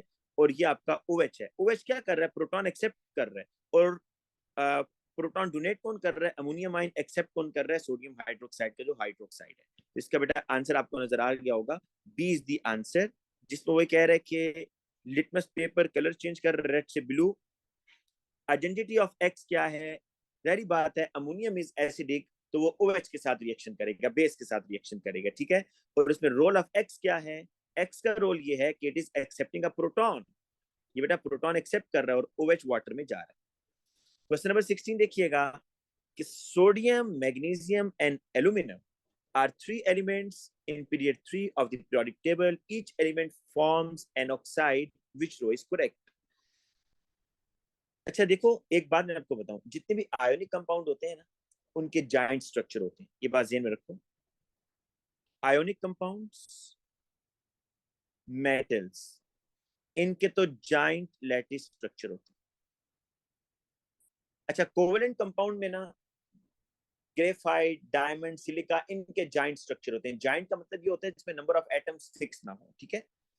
अब सोडियम ऑक्साइड कह रहे हैं कौन सी रो करेक्ट है? सोडियम ऑक्साइड बेसिक है, बिल्कुल ठीक है भाई, मेटालिक ऑक्साइड बेसिक होते हैं। मैग्नीशियम ऑक्साइड एम्फोटेरिक है, ये गलत हो गया। मैग्नीशियम ऑक्साइड भी बेसिक होता है, एल्यूमिनियम ऑक्साइड एम्फोटेरिक होता है। अगर बी में देखें, सोडियम ऑक्साइड जाइंट है आपका, ठीक है बेटा, क्योंकि मेटालिक ऑक्साइड है ना, all ionic compound giant. Magnesium oxide giant है, एल्यूमिनियम ऑक्साइड भी जाइंट है भाई। ये एल्यूमिनियम क्लोराइड नहीं है, मिक्स मत कीजिएगा। ये एल्यूमिनियम ऑक्साइड कह रहा है, दिस इज नॉट सिंपल, ये जाइंट होता है, ये गलत हो गया। सी को देखो, sodium oxide has a high melting point, ठीक है जी, आयनिक कंपाउंड है। Magnesium oxide high melting point. Aluminium oxide का तो मेल्टिंग पॉइंट सबसे हाई होता है भाई, क्यों? क्योंकि +3 और 2- चार्जेस ज्यादा है ना, तो ये गलत हो गया। तो D is the right answer. Sodium oxide reacts readily with water. अभी बेटा ऊपर नहीं MCQ में डिस्कस हुआ, मैंने कहा था सोडियम ऑक्साइड पहले वाटर से रिएक्शन करेगा। Magnesium oxide slightly react with water, ठीक है। और एल्यूमिनियम ऑक्साइड वाटर में डिसॉल्व भी नहीं होता। तो D is the right answer बेटा। A student investigate the calcium nitrate crystal by heating them in the apparatus below. ये बेटा कैल्शियम नाइट्रेट उसको हीट कर रहा है, तो जरा देखते हैं कि जब कैल्शियम नाइट्रेट को हीट किया जाता है तो क्या होता है। कैल्शियम नाइट्रेट को जब आप हीट करेंगे तो मेटल ऑक्साइड बनेगा, नाइट्रोजन डाइऑक्साइड बनेगी और ऑक्सीजन गैस बनेगी। ये बेटा आपके पास मेटालिक ऑक्साइड है, बेसिक ऑक्साइड, NO2 गैस, ये एसिडिक गैस है, ठीक है ना। कैसे पता चलता है जी एसिडिक है? नॉन मेटालिक ऑक्साइड होगी ना, या आप NO2 को वाटर में डालें तो एसिड बनता है, ठीक है। तो ये एसिडिक गैस है और साथ में ऑक्सीजन गैस बन रही है। तो यहां से बेटा जब आप इसको हीट करेंगे तो ये NO2 और O2 इधर आएगा। NO2 वाटर के साथ रिएक्शन कर जाता है ना, NO2 वाटर से रिएक्शन करेगा, और वाटर में ना उसने लिटमस भी डाला हुआ है, इंडिकेटर, जो अपना कलर चेंज करता है एसिडिक और बेसिक मीडियम में। और ऑक्सीजन गैस आपको पता है वाटर में डिजोल्व नहीं होती, तो ऑक्सीजन गैस यहाँ से ऊपर जाएगी। ये एक लाइटेड स्प्लिंट है जिसको आग लगना शुरू होगी। आपको पता है ऑक्सीजन गैस रीलाइट्स दी ग्लोइंग स्प्लिंट। तो ये जो लाइटेड स्प्लिंट है, सॉरी, इसको बर्न करवा रहा है, ठीक है, ऑक्सीजन गैस। अब which observation would the student make? Litmus solution के साथ क्या होगा भाई, क्योंकि एसिडिक है ना, एसिडिक है, तो लिटमस सोल्यूशन के साथ क्या होगा, लिटमस सोल्यूशन आपका रेड कलर में जाएगा, ठीक है, क्योंकि एसिडिक गैस है NO2, वो रेड में भेजेगा। और ये लाइटेड स्प्लिंट जो है फ्लेम एट वाई, जाहिर बात है ऑक्सीजन है ये बेटा, फ्लेम को ज्यादा ब्राइटर करेगी ना, तो फ्लेम बर्न्स मोर ब्राइटली, ठीक है। कार्बन डाइऑक्साइड होती है ना, तो मैं कहता फ्लेम गोज आउट, लेकिन ये तो ऑक्सीजन है, तो इसलिए ये फ्लेम को ज्यादा ब्राइट करेगी। Question number 18, how does the concentrated sulphuric acid behave when it react with sodium chloride. देखो ये रिएक्शन है, NaCl है और H2SO4 है, इसका रिएक्शन होता है NaHSO4 प्लस HCl। कह रहा है इस रिएक्शन, देखो आपको पता है ना सल्फ्यूरिक एसिड, ये तो कल भी डिस्कस हुई थी बात जब मैंने आपको स्ट्रक्चरल क्वेश्चन सॉल्व कराया था इसका, कि आपको पता है सल्फ्यूरिक एसिड इतना अच्छा ऑक्सीडाइजिंग एजेंट नहीं है कि ये क्लोराइड को ऑक्सीडाइज करे, फिर ऐसा रिएक्शन यहीं पर रुक जाएगा बस। तो अब ये रिएक्शन क्या हुआ भाई, H2SO4 अपना H डोनेट कर रहा है किसको, Cl को, तो ये एसिड हुआ, और NaCl के अंदर क्लोराइड जो है ये एज अ बेस हुआ। तो how does the concentrated sulphuric acid behave when it reacts with sodium chloride, तो आप क्या कहेंगे, एज एन एसिड ओनली, कि ये एसिड के तौर पर काम कर रहा है। क्वेश्चन नंबर 19 देखें, which statement about the nitrogen or its compound is correct? In the Haber's process, the temperature is kept high to give a good yield. देखें, आपको मैंने भी बताया था ना, आप ये दो चीजें याद कर लो भाई, कि Haber's process भी एक्सोथर्मिक होता है, कॉन्टैक्ट प्रोसेस भी यहाँ पर काम आएगा। आपको पता है कि N2 3H2 it gives ammonia, साथ में हीट रिलीज हो रही है। अब ये जो हीट रिलीज हो रही है ना बेटा, ये एक्सोथर्मिक है। वो कह रहे हैं कि अगर आप टेम्परेचर बढ़ाएंगे तो गुड यील्ड होगी, नहीं भाई, टेम्परेचर बढ़ाएंगे तो रिएक्शन बैकवर्ड जाएगा, पुअर यील्ड होगी, तो A is wrong. Nitrogen gas is unreactive, nitrogen nitrogen double bond नहीं बेटा, नाइट्रोजन नाइट्रोजन ट्रिपल बॉन्ड होता है, गलत। Nitrogen monoxide react with carbon monoxide under suitable condition, बिल्कुल ठीक है। आपको पता है ना बेटा, ये जो आपका कैटालिटिक कन्वर्टर होता है उसमें यही तो रिएक्शन होता है कि nitrogen monoxide, carbon monoxide, Palladium, platinum या रोडियम, तीन कैटलिस्ट याद रखें। ये क्वेश्चन आया हुआ था, हमने सॉल्व भी किया है कि कैटालिटिक कन्वर्टर में कौन कौन से तीन कैटलिस्ट यूज कर सकते हैं, प्लेटिनम PT, प्लेडियम PD और रोडियम RH। तो अंडरस्टूड, ये बिल्कुल ठीक है। और the formula of ammonium sulphate is this, ये गलत है बेटा, ये अमोनियम सल्फेट इस तरह होता है NH4 होल ट्वाइस SO4, ठीक है। Which pair of compounds are functional group isomer। देखें, फंक्शनल ग्रुप आइसोमर वो आइसोमर होते हैं जिनका same molecular formula but different functional group, same molecular formula different functional group. अच्छा, ये ब्यूटेन 1 और ब्यूटानल की बात कर रहे हैं ना, तो ये CH3 CH2 CH2 CH2OH, और दूसरे जी इसके मुकाबले में CH3 CH2 CH2 CHO। आप देख लीजिए इनका मॉलिक्यूलर फार्मूला सेम नहीं होगा, चेक करें, 4 कार्बन है दोनों में, ठीक है। हाइड्रोजन चेक करें, 3 + 2 5 6 7 8 9 10, 10 हाइड्रोजन और एक ऑक्सीजन। नीचे आप देखिए कितने 4 कार्बन है, हाइड्रोजन कितने 3 और 2 5 6 7 और 8, C4H8OH। तो ये तो फॉर्मूला ही सेम नहीं हो रहा ना, तो इसलिए ये तो नहीं हो सकता। मॉलिक्यूलर फॉर्मूला सेम रखना है लेकिन फंक्शनल ग्रुप डिफरेंट होना चाहिए, तो ए इज रॉन्ग। अब अगर आप देखो बी को, तो बी बिल्कुल ठीक लग रहा है आंसर, इथाइल प्रोपानोएट, ये एस्टर है और ये आपका कार्बोक्सिलिक एसिड है। इथाइल प्रोपानोएट ऐसे होगा, CH3 CH2 C double bond O oxygen CH2 and CH3, और जो पेंटानोइक एसिड है ना बेटा, pentanoic acid CH3 CH2 CH2 CH2 C double bond OOH। देखिए एक एस्टर और एक कार्बोक्सिलिक, अगर आप दोनों के फॉर्मूलाज भी देख लें एक जैसे होंगे, सेम मॉलिक्यूलर फॉर्मूला, दोनों में आपके पास 5 कार्बन आ रही हैं, ठीक है, C5 है। अगर आप हाइड्रोजन की बात करें तो 3 + 2 5 6 7 8 9 10 10 हाइड्रोजन है और 2 ऑक्सीजन है। जबकि अगर आप दूसरे इसमें देखें 1 2 3 4 5 5 कार्बन, हाइड्रोजन काउंट करें 3 + 2 5 6 7 8 9 और 10 और 2 ही ऑक्सीजन, तो this is right answer. Hex 1 ene और हेक्स 2 इन आइसोमर तो है लेकिन फंक्शनल ग्रुप नहीं है ना बेटा। फंक्शनल ग्रुप का मतलब होता है कि same molecular formula, different functional group होने चाहिए। तो इस तरह प्रोपाइल इमाइन और प्रोपेन नाइट्राइल, इसके अंदर बेटा हाइड्रोजन बैलेंस नहीं हो रहे, डिफरेंट फंक्शनल ग्रुप तो हैं लेकिन यहाँ पर NH2 होता है, यहाँ कार्बन नाइट्रोजन ट्रिपल बॉन्ड होता है, तो इनका जो मॉलिक्यूलर फार्मूला है वो सेटिस्फाई नहीं हो रहा, तो B is the right answer. Question number 21 देखिएगा, which row identifies a suitable starting material and reagent that can be used to produce butane nitrile। आपको याद होना चाहिए बेटा, जब भी आप नाइट्राइल बनाते हैं तो मैं आपको ये बताता था कि नाइट्राइल में एक कार्बन बढ़ जाता है। मतलब आप ये रिएक्शन किससे करते थे, आपको याद होगा, हेलोजन एल्केन से। आपके सिलेबस में ये वाला रिएक्शन है, CH3 CH2 CH2 Br plus KCN। अगर आपको याद हो तो क्या होता था, CH3 CH2 CH2 C triple bond है, तो KCN ले लो या NaCN ले लो, एक ही बात है ना। अच्छा, HCN नहीं यूज होता है। HCN पता है कहाँ यूज होता है, जब आप एल्डिहाइड कीटोन में एडिशन करवाते हैं वहां HCN यूज होता है, ये बात ध्यान में रखिएगा। तो अब जरा देखिएगा कि आपके पास देखिए ये 3 कार्बन वाला हेलोजन एल्केन था ना, प्रोपाइल ब्रोमाइड या ब्रोमोप्रोपेन। तो आपने जब CN से रिएक्शन करवाया तो एक कार्बन बढ़ गया, तो इसलिए जब वो कह रहे हैं ना कि ब्यूटेन नाइट्राइल, तो स्टार्टिंग मटेरियल कौन सा होना चाहिए, तो आपको स्टार्टिंग मटेरियल ऐसा चूज करना है जिसमें 3 कार्बन हो, 4 नहीं होने चाहिए, 3 कार्बन होने चाहिए।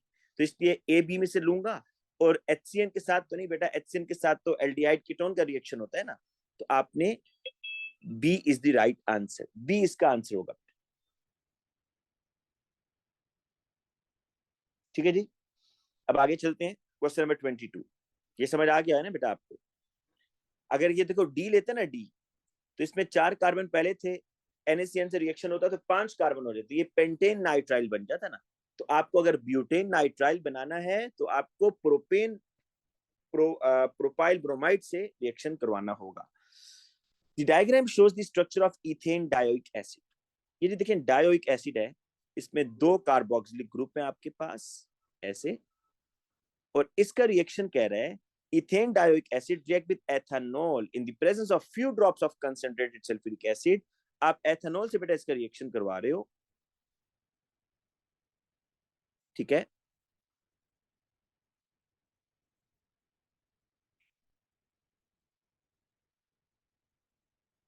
ये जी एथेनॉल, क्योंकि 2 कार्बोक्सिलिक है तो 2 आपकी यूज होंगे।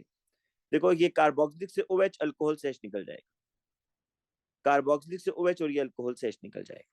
अब आपके पास ये चीज बनेगी, देखो देखो ना, ethanol in the presence of few drops of concentrated sulphuric acid, तो डाई एस्टर बनेगा, डाई एस्टर। देखो ये CH3, ये अल्कोहल वाले, देन आगे बेटा ये आ रहा है ऑक्सीजन, सॉरी ये ऑक्सीजन भी अल्कोहल का है फिलहाल। देन आगे अब कार्बोक्सिलिक पार्ट आ रहा है, C double bond O, C double bond O, और आगे फिर आपका अल्कोहलिक पार्ट। इसका वो कह रहे हैं जो डायस्टर बना है ना, C6H10O4, what is the structural formula. तो देखो भाई स्ट्रक्चरल फॉर्मूला कैसे लिखना है, ये CH3 आ गया, ये CH2 आ गया, देन O आ रहा है ना, O, फिर क्या आ रहा है देखो CO, देन क्या आ रहा है CO2, देन क्या आ रहा है CH2 CH3। तो अब देखो जो उसने पहला दिया हुआ है ना, CH3 CH2 CO2 CO2, ये गलत है, क्यों, इसका मतलब ये है किस तरह, देखो CH3 CH2 CO2 का ये मतलब होता है बेटा, अगर CO2 लिख रहा है ऐसे, तो ऐसे तो नहीं है ना, असल में तो ऐसे है बेटा, ये आपके सामने मैंने स्ट्रक्चर ड्रॉ करके दिए थे, ये देखो ये तो ऐसे है। OCO, पहला क्या होगा OCO, ऐसे, ये CO2 नहीं होगा, उसने CO2 लिखा हुआ इसलिए गलत है, ठीक है ना। B देखो CH3 CH2 OCO, then CO2 CH2 CH3, B is the right answer, B बेटा आपका राइट है। COD तो बिल्कुल ही इसने गलत लिखे हुए हैं, ठीक है। Question number 23, the infrared spectrum shown was obtained from a compound J। देखो बेटा आपको मैंने कुछ पीक्स कहा था, याद कर लो। एक उसमें अल्कोहल की थी कि OH की पीक जो है ना ये 3200 से 3600 पर सेंटीमीटर के दरमियान आती है। याद करना बच्चे, आपका टाइम बचेगा ना। दूसरी एक पीक कहा था कार्बोनाइल की, ये आती है बेटा आपके पास 1640 से 1750 पर सेंटीमीटर, ये याद कर लो। और जो कार्बोक्सिलिक OH की है ना वो 25 से 3000 के दरमियान। अब आप इसमें देखो कि आपको एक 1600 पे तो नजर आ रही है ना ये 1640 से, तो आपको डाटा बुकलेट भी वैसे आपको दी जाएगी, लेकिन आपको ऐसे ही पता चल जाएगा ये एक तो कार्बोनाइल है। तो which statement about J is correct? मैं आपके सामने पहले डाटा बुकलेट ओपन करता हूं बेटा।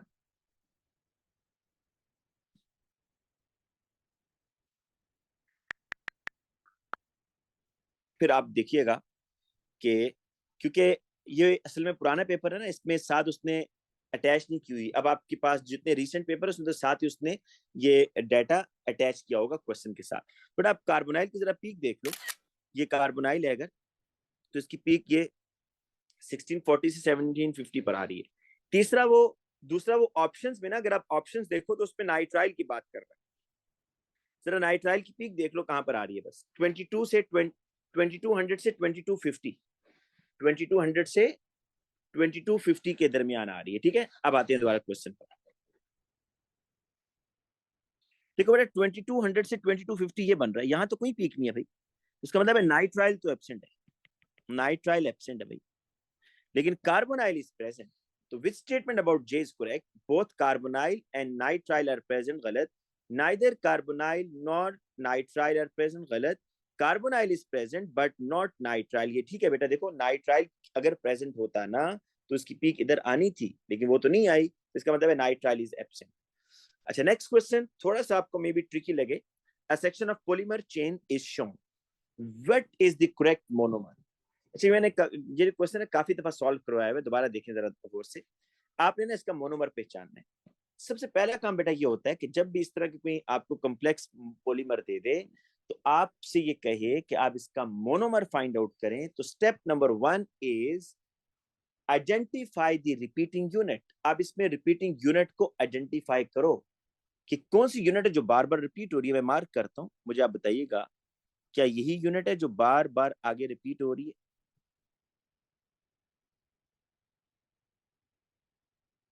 ये दूसरा मैं दोबारा मार्क करता हूँ, आप देखिएगा कि क्या इनमें सिमिलरिटी है, जो मैंने यूनिट्स मार्क किए हैं कि यही चीज है ना एग्जैक्टली।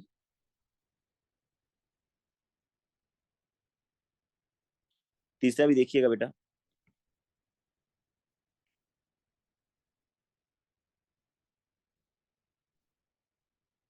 ये आपके आगे रिपीटिंग यूनिट, ठीक है जी।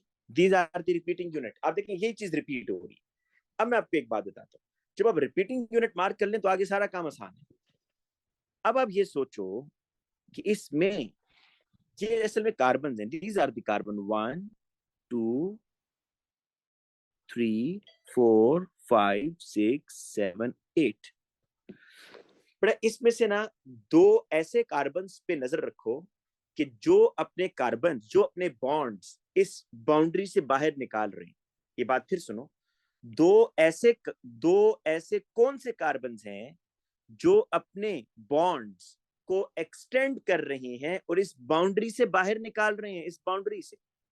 उन कार्बन को देखो मैंने मार्क किया है, आपको देखो कुछ समझ आ रही है? मैंने ग्रीन कलर से उन दो कार्बन को मार्क किया है जो अपने बॉन्ड्स को एक्सटेंड या अपने विंग्स को एक्सटेंड कर रहे हैं।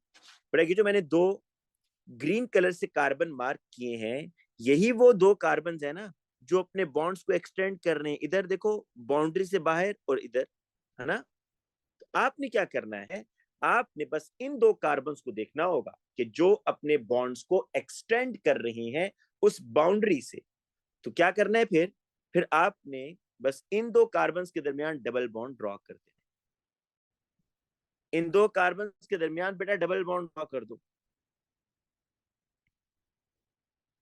इसको मैं रब कर रहा हूं, सॉरी। अब इन दो कार्बन के दरमियान डबल बॉन्ड आ जाएगा, देखना जरा यहाँ पर, इधर ये, ठीक है। बस आपने अभी देखिए, इसी को देख के ड्रॉ करता हूँ, अब जरा देखना। ये बेटा ऊपर जो रेड कार्बन है ये इसको लिख रहा हूं मैं C।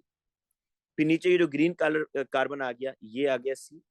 फिर बेटा ये आगे डबल बॉन्ड बना रहा है ऐसे करके, ये आ गया C। अब इसके आगे बॉन्ड देखिएगा जी, इस ग्रीन कार्बन के ना राइट और लेफ्ट दोनों ब्रांचेस हैं। थोड़ा सा इसको छोटा करता है, ये कार्बन है, ये कार्बन है, इसके इधर कार्बन है, इसके इधर कार्बन है, इसके इधर कार्बन। इनके हाइड्रोजन बेशक पूरे कर दें।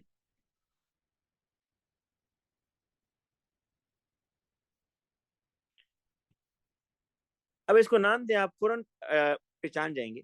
देखिए जी, लॉन्गेस्ट कार्बन चेन ना, ये मैं लॉन्गेस्ट कार्बन चेन सिलेक्ट करने जा रहा हूं। This is the longest carbon chain. ये आपकी 5 कार्बन की चेन हो गई, 5 कार्बन की चेन है ऐसे। इसमें एक ब्रांच ये आ रही है, एक ब्रांच ये आ रही है। इसका नाम क्या होगा? Carbon number 1, carbon 2, carbon 3, 4 and 5, 3 ethyl, 3 ethyl, 4 methyl, pent, 2 ene. अब बस देख लो कि ये नीचे कौन सा मोनोमर है जो इस तरह का स्ट्रक्चर बना रहा है। ये मेरा ख्याल है कि ए ही है। ये देखो भाई, ये एक ब्रांच, ये दूसरी ब्रांच। कार्बन 1 2 3 4 5, तो ये 3 पर इथाइल आ रहा है ना, CH2 CH3 है, ये CH3 है। तो इसका नाम यही नहीं होगा 3 इथाइल 4 मिथाइल पेंट 2 इन। बेटा ये आपका आंसर है। मिस ना, आप लोग बेटा म्यूट हो गए। मैं जरा आपको अनम्यूट कर रहा हूँ, मुझे बताएं कि इसमें कोई प्रॉब्लम है तो पूछें। शाबाश। No sir. अच्छा बेटा, ये टेक्निक जरा देख लें। आपने पहले इसको मार्क करना है, जो रिपीटिंग यूनिट है। मार्क करने के बाद उन 2 कार्बन्स को ढूंढें जो अपने बॉन्ड्स को एक्सटेंड कर रहे हैं, बस उनके बॉन्ड्स को अनफोल्ड कर दें। आप समझ लें, उनके विंग्स हैं 2, उन विंग्स को आपने अनफोल्ड किया है, ठीक है, तो आप अपने मोनोमर्स तक पहुंच जाएंगे। नेक्स्ट देखें, structural isomer and stereo isomer should be considered when answering this question। मतलब इसमें सिस ट्रांस या कायरल कार्बन वाला भी बन सकता है। How many non cyclic isomer have the molecular formula C5H10। अच्छा, साइक्लिक नहीं बनाएंगे आप, तो बेटा पहले तो ये हो गया ना, मैं हाइड्रोजन ड्रॉ नहीं करूंगा, ठीक है। ये बेटा 5 कार्बन है, ये क्या होगा? पेंट 1 इन, राइट, पेंट 1 इन हो गया ये। दूसरा देखो, डबल बॉन्ड को अगर आगे लेके जाओ 1 2 3 4 5, बट इसमें सिस ट्रांस बनेगा। मैं सिर्फ हाइड्रोजन शो कर रहा हूँ, एक सिस हो जाएगा और एक इसी में क्या हो जाएगा, 1 2 3 4 5, एक ट्रांस हो जाएगा। तो ये हो गया एक, ये दूसरा, ये तीसरा। अब क्या करते हैं जी, अब डबल बॉन्ड को तो मजीद आगे मूव नहीं कर सकते ना। अब बड़े इस तरह करते हैं कि हम कार्बन चेन को छोटा करते हैं, ब्रांचिंग पर आते हैं। अगर आप 4 कार्बन ले जाएं, 1 2 3 4, डबल बॉन्ड को कार्बन 1 पे लगाएं और ब्रांच इधर लगाएं। अब ये क्या हो जाएगा? ये आपका बन जाएगा ब्यूट 2 मिथाइल ब्यूट 2 मिथाइल ब्यूट 1 इन। अब मजीद क्या पॉसिबिलिटी है भाई कि इस कार्बन को उठा के मजीद आगे ले जाओ, 1 2 3 4, इधर ले आओ। ये भी तो बेटा होगा ना, 1 2 3, ये 3 मिथाइल, ये बन जाएगा 3 मिथाइल ब्यूट 1 इन।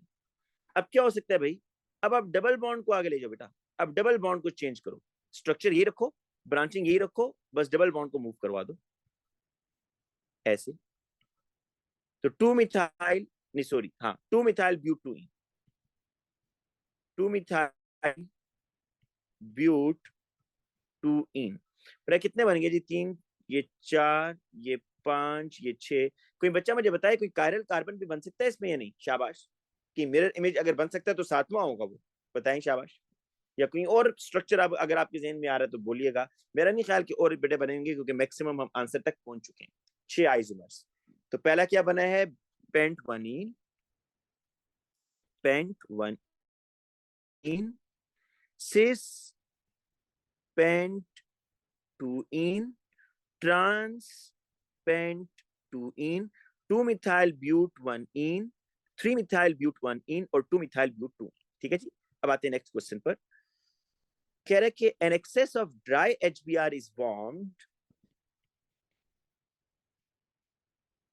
मतलब इसने कोई सॉल्वेंट नहीं लिया हुआ, एक्वस या एथेनोलिक नहीं लिया हुआ, ड्राई HBr का रिएक्शन कर रहा है कंपाउंड Y के साथ, what is the major product? अब देखो दो तरह के रिएक्शन होंगे, आपको पता है ना कि ये जो HBr है ये न्यूक्लियोफिलिक सब्स्टिट्यूशन रिएक्शन भी दे सकता है और ये आपका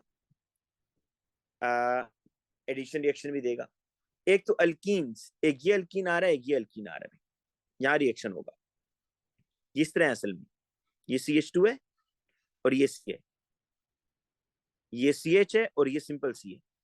बड़ा आपको मेजर प्रोडक्ट बनाने के लिए एक छोटी सी स्टेटमेंट याद करवाई गई होगी, मार्कोनी का वो ये कि जो नेगेटिव पार्ट होता है ना वो उस कार्बन पर जाता है जिसके पास हाइड्रोजन कम है और फिर H इधर जाएगा। नेगेटिव पार्ट बेटा उस कार्बन पर जाएगा जिसके पास हाइड्रोजन कम है, तो ये इधर जाएगा और H इधर जाएगा बेटा। तीसरा भाई HBr इधर भी तो जाएगा। आपको याद है बेटा, मैं आपको याद करवाता हूँ, अल्कोहल से हेलोजन एल्केन बनाने के लिए क्या मेथड थे? अल्कोहल से हेलोजन एल्केन के बच्चा अगर बताए, याद है PCl5, PCl3, SOCl2 और HCl, तो ये वही तो है, ये अल्कोहल है। तो आप HBr से रिएक्शन करवा रहे हो तो क्या होगा, ये Br इस H को भी रिप्लेस करेगा। तो अब आपने ऐसा आंसर ढूंढना है जहां पर ये OH Br से रिप्लेस हो, जहां जहां Br आ रहा है मैं उसको येलो कलर से मार्क कर रहा हूं, इस कार्बन की जगह Br हो और इस कार्बन की जगह Br हो, तो कौन सा ऑप्शन होगा जी? सी को अगर आप देखें, ये Br आ गया, इस कार्बन की जगह Br आ गया और यहाँ Br आ गया, तो सी इज द आंसर। ये बी क्यों नहीं है? OH को नहीं किया, OH को नहीं किया, और ये क्यों नहीं है भाई? इसमें इसने मेजर प्रोडक्ट नहीं बनाया, ये माइनर बना दिया इसने, दिस इज माइनर। वो मेजर प्रोडक्ट आपसे पूछ रहा है, ठीक है बेटा। अब आ जाए नेक्स्ट क्वेश्चन पर, question number 27। Which reaction would produce the propanoic acid as one of its product heating this? CH3, C, CH3, double bond CH, CH2, CH3। आपको पता है ना अल्कीन को सिर्फ और सिर्फ कौन ऑक्सीडाइज कर सकता है? अल्कलाइन KMnO4 K2Cr2O7 नहीं कर सकता। अब बेटा कंसंट्रेटेड है तो आपका डबल बॉन्ड टूटेगा। अब मैंने आपको इसमें 3 स्टेटमेंट्स लिखवाई हुई हैं, वो जरा सुनिए। अगर तो डबल बॉन्डेड कार्बन के साथ 2 हाइड्रोजन हो ना, अगर डबल बॉन्डेड, एक तो ये स्टेटमेंट है कि जब कंसंट्रेटेड एसिडिफाइड KMnO4 होगा तो पाई और सिग्मा दोनों बॉन्ड्स टूटेंगे, पहली बात। फिर आपने इस डबल बॉन्डेड कार्बन को देखना है, अगर डबल बॉन्डेड कार्बन के साथ 2 हाइड्रोजन है तो वो कार्बन डाइऑक्साइड में जाएगा। अगर डबल बॉन्डेड कार्बन के साथ 1 हाइड्रोजन है, यहाँ देखो 1 है, तो ये किस में जाएगा? हीट अंडर रिफ्लक्स हो रहा है, तो ये किस में जाएगा? उसने मेंशन नहीं भी किया, तो ये हीट अंडर रिफ्लक्स हम स्टडी करते हैं, ठीक है। तो ये कार्बोक्सिलिक एसिड में जाएगा, प्रोपानोइक एसिड। और अगर डबल बॉन्डेड कार्बन के साथ कोई भी हाइड्रोजन ना हो तो वो किस में जाता था बेटा? वो कीटोन में जाएगा।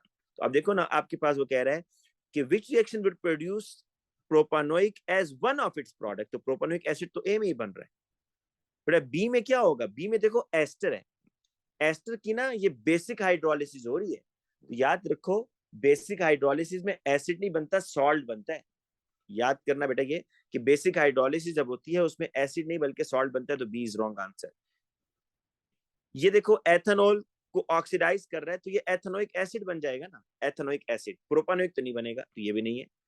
और ये देखो CH3CHO, इसमें HCN डाल रहा है और फिर उसकी एसिडिक हाइड्रोलिसिस कर रहा है बेटा। इसमें लाजमी आपका 3 कार्बन वाला एसिड तो बनेगा, लेकिन OH ग्रुप भी होगा ना, इसमें OH ग्रुप भी होगा, ठीक है ना। क्योंकि देखो ये इस तरह का रिएक्शन है, मैं आपको बता देता हूँ,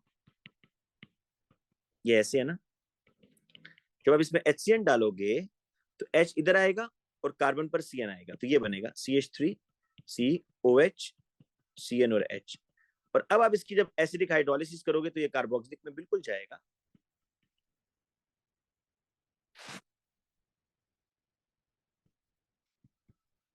लेकिन ये तो 2 हाइड्रोक्सी प्रोपानोइक एसिड बना है ना बेटा, सिर्फ प्रोपानोइक तो नहीं बना, तो वो तो प्रोपानोइक कह रहा था, तो इसलिए ये भी गलत होगा। लेकिन इसका रिएक्शन ऐसे होगा जो मैंने लिख कर दिया भैया। नेक्स्ट क्वेश्चन देखें, कंपाउंड X is treated with lithium tetrahydrido aluminate. LiAlH4 के बारे में याद रखें कि LiAlH, ये बात है बेटा मैं बार बार जो रिपीट करता हूँ ना इसको आप नोट कर लिया करें। LiAlH4 और NaBH4 ये 2 रिड्यूसिंग एजेंट है, लेकिन ये दोनों ऐसे रिड्यूसिंग एजेंट है कि ये एल्कीन को रिड्यूस नहीं कर सकते, ये एल्कीन को रिड्यूस नहीं कर सकते। उसकी रीजन मैं आपको बेटा पहले भी बता चुका हूं, फिर सुन लें कि एल्कीन्स के अंदर पता है क्या होता है? एल्कीन्स में होता है पाई बॉन्ड, एल्कीन्स आपको पता है ना न्यूक्लियोफाइल है, और ये जो आपके LiAlH4 और NaBH4 है ना, अगर आप इनका मैकेनिज्म देखें, जो कि आपके सिलेबस में तो नहीं है, लेकिन इनका मैकेनिज्म देखें तो ये LiAlH4 H- को डोनेट करता है, H-। तो H- जो कि खुद एक न्यूक्लियोफाइल है, क्या एल्कीन के न्यूक्लियोफाइल के पास आएगा? बिल्कुल भी नहीं आएगा बेटा। इसलिए आपने याद रखना है कि LiAlH4 और NaBH4 एल्कीन को रिड्यूस नहीं कर सकते, लेकिन आप किसको कर सकते हैं? LiAlH4 और NaBH4 दोनों एल्डिहाइड कीटोन को रिड्यूस कर सकते हैं। अब एक और डिफरेंस देखें, LiAlH4 can reduce the carboxylic acid but NaBH4 can't. LiAlH4 carboxylic acid को रिड्यूस करेगा, प्राइमरी अल्कोहल में भेजेगा, लेकिन NaBH4 नहीं कर सकता। तो अब कंपाउंड X को वो LiAlH4 से रिड्यूस करवा रहा है, तो आप देखो ये कार्बोक्सिलिक एसिड तो लाजमी जाएगा भाई। ये किस में चला जाएगा?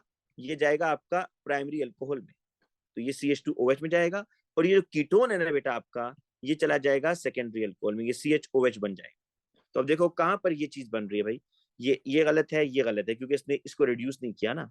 अब C और D में C क्यों गलत है? कार्बोक्सिलिक को रिड्यूस नहीं किया, तो D is the right answer, क्योंकि उसने कार्बोक्सिलिक को भी रिड्यूस किया और कीटोन को भी रिड्यूस किया हुआ है बेटा। Question number 29, what is the skeletal formula of the compound when this compound, जिसमें अल्कीन भी है और अल्कोहल भी, इज हीटेड अंडर रिफ्लक्स। बेटा आपको अभी मैंने ऊपर बताया कि अल्कीन को ऑक्सीडाइज सिर्फ कौन कर सकता है? ऑक्सीडाइज सिर्फ एसिडिफाइड KMnO4, नॉट K2Cr27। सिर्फ KMnO4 होगा तो वो इसको ऑक्सीडाइज करेगा। कोल्ड एल्यूट लेंगे तो OH ऐड हो जाएगा, हॉट कंसंट्रेटेड लेंगे तो डबल बॉन्ड टूटेगा, ठीक है। लेकिन K2Cr27 इसको कुछ भी नहीं करेगा, लेकिन K2Cr27 can oxidise the alcohol, primary alcohol को ऑक्सीडाइज कर देता है भाई, और किस में भेजेगा? कार्बोक्सिलिक एसिड में, ठीक है ना। प्राइमरी अल्कोहल कन्वर्ट हो जाएगा कार्बोक्सिलिक एसिड में। तो अब आप देखो कि कोई ऐसा ऑप्शन जिसमें कार्बोक्सिलिक एसिड हो और डबल बॉन्ड भी हो, तो C और D में तो डबल बॉन्ड नहीं है, तो छोड़ दें। A में कार्बोक्सिलिक एसिड नहीं है भाई, B is the right answer. देखो ना, B में कार्बोक्सिलिक एसिड भी है और डबल बॉन्ड भी एज इट इज है। अच्छा, नेक्स्ट क्वेश्चन देखें, question number 30। The diagram shows the structure of compound Q. Two of the है ring X and Y contain carbon जी बेटा,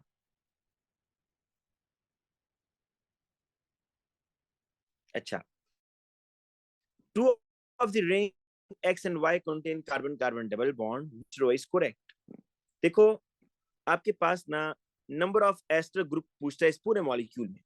एक तो बेटा मुझे एस्टर ये नजर आ रहा है, और एक मुझे एस्टर ये नजर आ रहा है, दो एस्टर है। अब आ जाए कि description of ring X and Y, planar और नॉन प्लेन।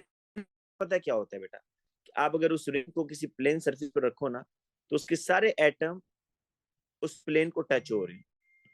सारे एटम अगर उस प्लेन को टच हो रहे होंगे तो वो आपका प्लेनर मॉलिक्यूल होगा जी।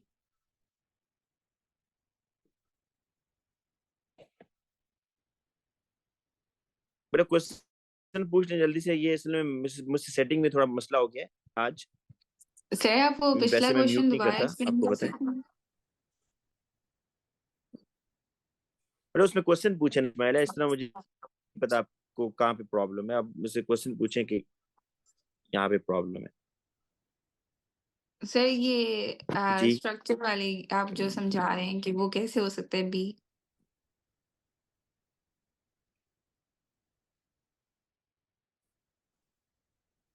29 की बात कर रही है? 29 जी सर। बड़ा क्वेश्चन नंबर 29 बात कर रही है। जी जी। अच्छा, मैं ये कह रहा हूँ इसमें कि जो ये एल्कीन है, मैं ये कह रहा हूँ कि जो एल्कीन है, इसको ऑक्सीडाइज करने के लिए कौन सा ऑक्सीडाइजिंग एजेंट चाहिए होता है एल्कीन ऑक्सीडेशन के लिए? KMnO4 या K2Cr2O7? तो ये मैंने आपको बताया हुआ है कि एल्कीन सिर्फ KMnO4 से ऑक्सीडाइज होता है, K2Cr2O7 से नहीं होता। तो लिहाजा ये double bond as it is रहेगा, ये चेंज नहीं होने वाला है, इसकी ऑक्सीडेशन नहीं होने वाली भाई। तो डबल बॉन्ड तो एज इट इज रहेगा। तो COD इसलिए गलत हो गया कि इसमें डबल बॉन्ड ही नहीं है कार्बन कार्बन, तो ये तो निकाल दे। और दूसरी बात ये मैंने बताई कि K2Cr2O7 क्या अल्कोहल को ऑक्सीडाइज करता है या नहीं करता बेटा? जी करता है सर। बेटा K2 गैस करता है, तो ये प्राइमरी अल्कोहल है, तो ये किस में जाएगा? कार्बोक्सिलिक एसिड में जाएगा ना, तो आप देखो बी में जी के पास ये कार्बोक्सिलिक एसिड बन रहा है और ये एल्कीन भी है। Okay sir, thank you. अच्छा बेटा देखिए नेक्स्ट जो क्वेश्चन है ना, इसमें वो ये कह रहा है कि कौन सा रिंग प्लेनर है। एक्स और वाई में आपने बताना है कि विच रिंग इज प्लेनर। आपको एक बात बता दूं मैं, अगर कार्बन sp2 हाइब्रिडाइज हो ना तो वो प्लेनर होगा। If carbon is sp2 hybridise then it is planar. अच्छा इसमें ये होता है बेटा, प्लेनर मॉलिक्यूल का कॉन्सेप्ट फिर समझ लो। मैंने कहा है कि ऐसा मॉलिक्यूल जिस तरह BF3 है ना, अगर मैं इस BF3 को किसी प्लेन सरफेस पे रखूं ना, BB और ये तीनों भी उस प्लेन सरफेस को टच कर रहे हो, तो ये प्लेनर मॉलिक्यूल होता है, ठीक है। लेकिन अगर आप CH4 की बात करें, CH4 को अगर मैं किसी प्लेन सरफेस पर रखूं ना बेटा, तो ये CH4 जो है ना, ये इसका एक एटम आउट ऑफ प्लेन आ रहा हो, नॉन प्लेनर है। तो नॉन प्लेनर को कैसे आइडेंटिफाई करेंगे, उसमें कार्बन sp3 हाइब्रिडाइज हो। अब जरा देखते हैं जी हम, ये जो रिंग है क्या इसमें सारे कार्बन sp2 हैं? देखें डबल बॉन्डेड कार्बन sp2 होते हैं, ये डबल बॉन्डेड sp2, ये डबल बॉन्डेड sp2, ये डबल बॉन्डेड sp2, लेकिन ये sp3 है भाई, सिंगल बॉन्ड कार्बन है। Single bonded carbon are sp3। वो पूरे रिंग की बात कर रहे हैं ना बेटा, रिंग की। तो अगर तो रिंग के अंदर सारे कार्बन एटम्स डबल बॉन्डेड होते हैं ना, जैसा कि बेंजीन होता है, ऐसे अगर तो सारे कार्बन एटम्स डबल बॉन्डेड होते तो फिर मैंने इसको प्लेनर कहना था, प्लेनर। लेकिन ये एक्स और वाई बेटा प्लेनर तो नहीं होंगे ना, क्योंकि इसमें सारे कार्बन एटम्स डबल बॉन्डेड तो नहीं है, बोलिएगा भाई। इसलिए आप ये कहेंगे कि ना एक्स प्लेनर है ना वाई प्लेनर है, क्योंकि एक्स और वाई में सिर्फ दो दो कार्बन डबल बॉन्डेड है, बाकी तो सारे कार्बन सिंगल बॉन्डेड हैं। और single bonded carbon non planar होते हैं, जस्ट लाइक CH4, क्योंकि सिंगल बॉन्डेड कार्बन में sp3 हाइब्रिडाइजेशन होती है। बस ये याद कर लो कि जब भी कार्बन में sp3 हाइब्रिडाइज होंगे, या जब भी कार्बन सिंगल बॉन्ड बना रहा होगा ना, 4 सिंगल बॉन्ड, तो वो नॉन प्लेनर होगा, आउट ऑफ प्लेन। तो इसका आंसर क्या होगा बेटा, नाइदर इज प्लेनर। कोई भी प्लेनर नहीं है भाई इसमें। अगर तो वो मुझसे ये कहता ना कि भाई इसमें कार्बन नंबर 1 और 2 और ये 3 और 4, क्या ये कार्बन प्लेनर हैं, अगर वो इन एटम्स को स्पेसिफाई करता तो फिर मैंने कहना था यस, कार्बन 1 प्लेन में आ रहा है, कार्बन 2, कार्बन 3, कार्बन 4। लेकिन वो रिंग की बात कर रहा है, तो रिंग में जो बाकी कार्बन हैं वो तो प्लेन नहीं है। नेक्स्ट क्वेश्चन देखें। अच्छा बेटा मैंने आपको कहा था कि ये सेक्शन तो सिलेबस में नहीं है, लेकिन अभी थोड़ा हम इसको कर लेते हैं प्रैक्टिस के तौर पर, ठीक है। तो सेक्शन बी पर आ जाए। इसमें टेक्निक ये होगी कि अगर तीनों ऑप्शन ठीक होंगे ना, तो आपने ए को करना होगा। ए मैं लिख दूंगा आगे, ए का मतलब है तीनों ठीक है। पहले दो ठीक होंगे ना, अगर पहले दो, तो बी लिखूंगा। बी का मतलब है सिर्फ 1 और 2 स्टेटमेंट ठीक है, ठीक है बेटा। अगर सेकंड और थर्ड ठीक है, फिर मैं सी लिख दूंगा उसके आगे। और अगर सिर्फ फर्स्ट स्टेटमेंट ठीक है तो डी लिख दूंगा। तो स्टार्ट करते हैं जी।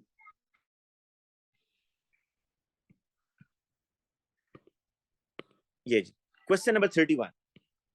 इससे ना आपकी हेल्प हो जाएगी। हम कोशिश करेंगे आइंदा जो है ना ऐसे पेपर ही करें इसमें सेक्शन बी हमें ना मिले।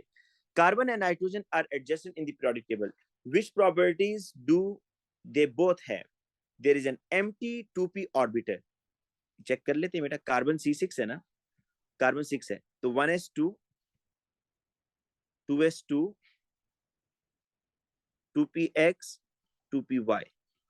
बेटा एम्प्टी कार्बन के पास तो है, लेकिन अगर आप नाइट्रोजन को देखेंगे ना, 1s2 2s2 2px 2py 2pz। बेटा नाइट्रोजन के पास तो एक एम्प्टी नहीं है ना, वो कह रहा है there is an empty 2p orbital in each atom of element. नहीं है, ये रॉन्ग है भाई, कि नाइट्रोजन के पास तो नहीं है। The principal quantum number, shell को कहते हैं, शेल का एक और नाम है principal quantum number. The principal quantum number मतलब shell, the shell of the highest occupied orbital is 2। Yes, इनके जो वैलेंस शेल हैं, ये जो हाईएस्ट ऑक्यूपाइड ऑर्बिटल है वो 2 है, ये बात ठीक है।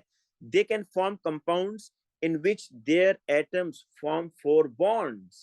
क्या बेटा ये 4 बॉन्ड्स बना सकते हैं दोनों? यस, कार्बन तो बना सकता है CH4, नाइट्रोजन भी समटाइम बना सकता है NH4+। वैसे जनरली नाइट्रोजन 3 बनाता है, लेकिन वो कह रहा है क्या ये बना सकते हैं? यस बना सकते हैं। तो 2 और 3 ठीक है, तो 2 और 3 के लिए बेटा सी इज द राइट आंसर, सी होगा, ठीक है जी। नेक्स्ट देखिए, the strong hydrogen bonding present in the liquid water causes an increase in which property? Viscosity. Viscosity कहते हैं बेटा थिकनेस को। देखो मैं कहता हूं ना कि हनी जो है ना, हनी जो शहद है वो मोर विस्कस है देन वाटर। उसके पीछे लॉजिक पता है क्या है? कि हनी के अंदर हाइड्रोजन बॉन्डिंग वाटर से भी ज्यादा स्ट्रॉन्गर है। तो जितनी ज्यादा इंटरमॉलिक्यूलर फोर्सेज होती है ना, जितनी ज्यादा हाइड्रोजन बॉन्डिंग होती है, उतना आपका मॉलिक्यूल मोर विस्कस, थिकनेस उसकी ज्यादा हो जाएगी। तो मोर विस्कोसिटी, विस्कोसिटी का डायरेक्टली ताल्लुक है किसके साथ? आईएमएफ के साथ। बॉइलिंग पॉइंट डेफिनेटली बेटा, अगर हाइड्रोजन बॉन्डिंग ज्यादा है तो हाइड्रोजन बॉन्डिंग भी आपकी क्या होगी? ज्यादा है। अगर हाइड्रोजन बॉन्डिंग तो बॉइलिंग पॉइंट ज्यादा होगा। सरफेस टेंशन, अच्छा बेटा सरफेस टेंशन का आप मतलब ये समझ लें, सरफेस टेंशन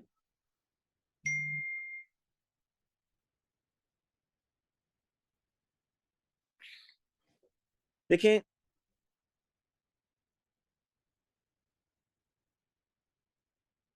ये वाटर है ना, अगर बेटा वाटर में ये जो मॉलिक्यूल सेंटर में होगा ना, इधर जो अंदर है दरमियान में, इस वाटर को मॉलिक्यूल्स को ना तमाम डायरेक्शन से दूसरे वाटर के मॉलिक्यूल खींच रहे होंगे ना। कि बच्चा बता सकते हैं इस वाटर के मॉलिक्यूल में नेट फोर्स क्या लग रही होगी? भाई मैंने आपको अनम्यूट कर रहा हूँ बेटा, इस वाटर के मॉलिक्यूल में नेट फोर्स क्या लग रही होगी? हाँ बोलिएगा भाई। ये जो वाटर का मॉलिक्यूल है, इसको तमाम वाटर के मॉलिक्यूल्स तमाम डायरेक्शन से खींच रहे हैं अपनी तरफ, नेट फोर्स क्या होगी इस पर?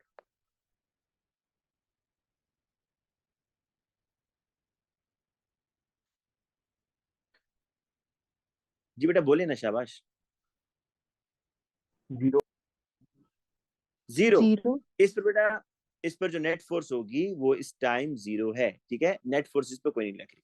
लेकिन बेटा आप इस मॉलिक्यूल को भी तो सोचें, जो मॉलिक्यूल सरफेस पर है, ये जो सरफेस पर मॉलिक्यूल है ना, इसको इधर मॉलिक्यूल खींच रहा है, इधर खींच रहा है, ये फोर्सेस कैंसिल आउट होगी, एक डाउनवर्ड भी खींच रहा है।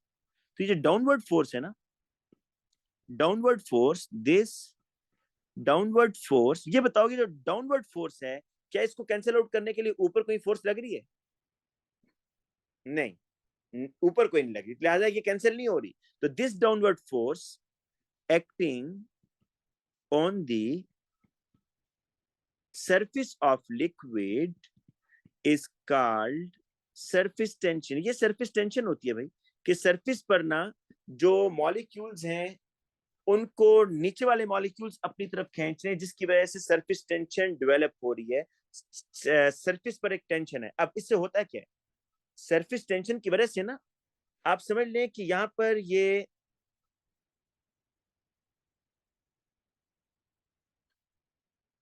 हाँ, सरफेस टेंशन की वजह से बेटा ये जो आपकी मेम्ब्रेन है ये थोड़ी सी स्ट्रेच हो जाती है, स्ट्रेच। ये जो सरफेस है थोड़ी सी स्ट्रेच हो जाएगी, और यही रीजन है, आपने में भी कभी नोट किया हो कि कुछ चीजें जो वाटर के ऊपर फ्लोट करती हैं, इस तरह आप पिन पिन है ना, जो पेपर पिन, उसको अगर आप पानी के ऊपर फेंकें ना तो वो पानी के ऊपर फ्लोट करेगी, इसी वजह से कि यहाँ पर एक स्ट्रेच मेम्ब्रेन है, वो वाटर को अंदर जाने नहीं दे रही, डिप नहीं करने दे रही। इसी तरह बेटा बाज जो मैं आपको एग्जांपल के तौर पर बताता हूँ, एक वाटर स्ट्राइडर होता है, वाटर स्ट्राइडर एक कीड़ा है, वो भी पानी के ऊपर चल लेता है, चलता है पानी के ऊपर। क्यों? क्योंकि इसके ऊपर एक स्ट्रेच मेम्ब्रेन है। ये स्ट्रेच मेम्ब्रेन क्यों है? क्योंकि डाउनवर्ड वाटर के मॉलिक्यूल इसको खींच रहे हैं, तो यहाँ पर एक मेम्ब्रेन सी बन गई है वाटर की सरफेस पर। तो बेसिकली पीछे लॉजिक क्या है? हाइड्रोजन बॉन्डिंग, ठीक है। तो ये जो downward force acting on the surface of liquid is called surface tension. तो जितनी ज्यादा हाइड्रोजन बॉन्डिंग होगी, सरफेस टेंशन उतनी ज्यादा होगी। जितना सरफेस टेंशन, जितने ज्यादा हाइड्रोजन बॉन्डिंग होगी, बॉइलिंग पॉइंट उतना ज्यादा होगा। जितनी ज्यादा हाइड्रोजन बॉन्डिंग होगी, विस्कोसिटी उतनी ज्यादा होगी। मैं आपको इस तरह करता हूँ बेटा कि ना इसकी एक वो दिखाता हूँ, 1 मिनट, 1 मिनट बेटा, मैं स्क्रीन दोबारा दोबारा शेयर करता हूँ, 1 मिनट मुझे देंगे आप?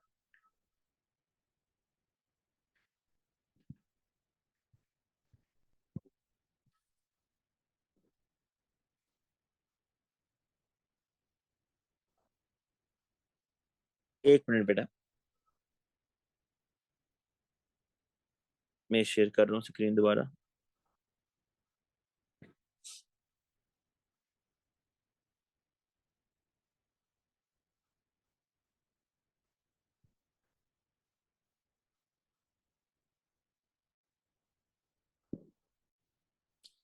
वेट,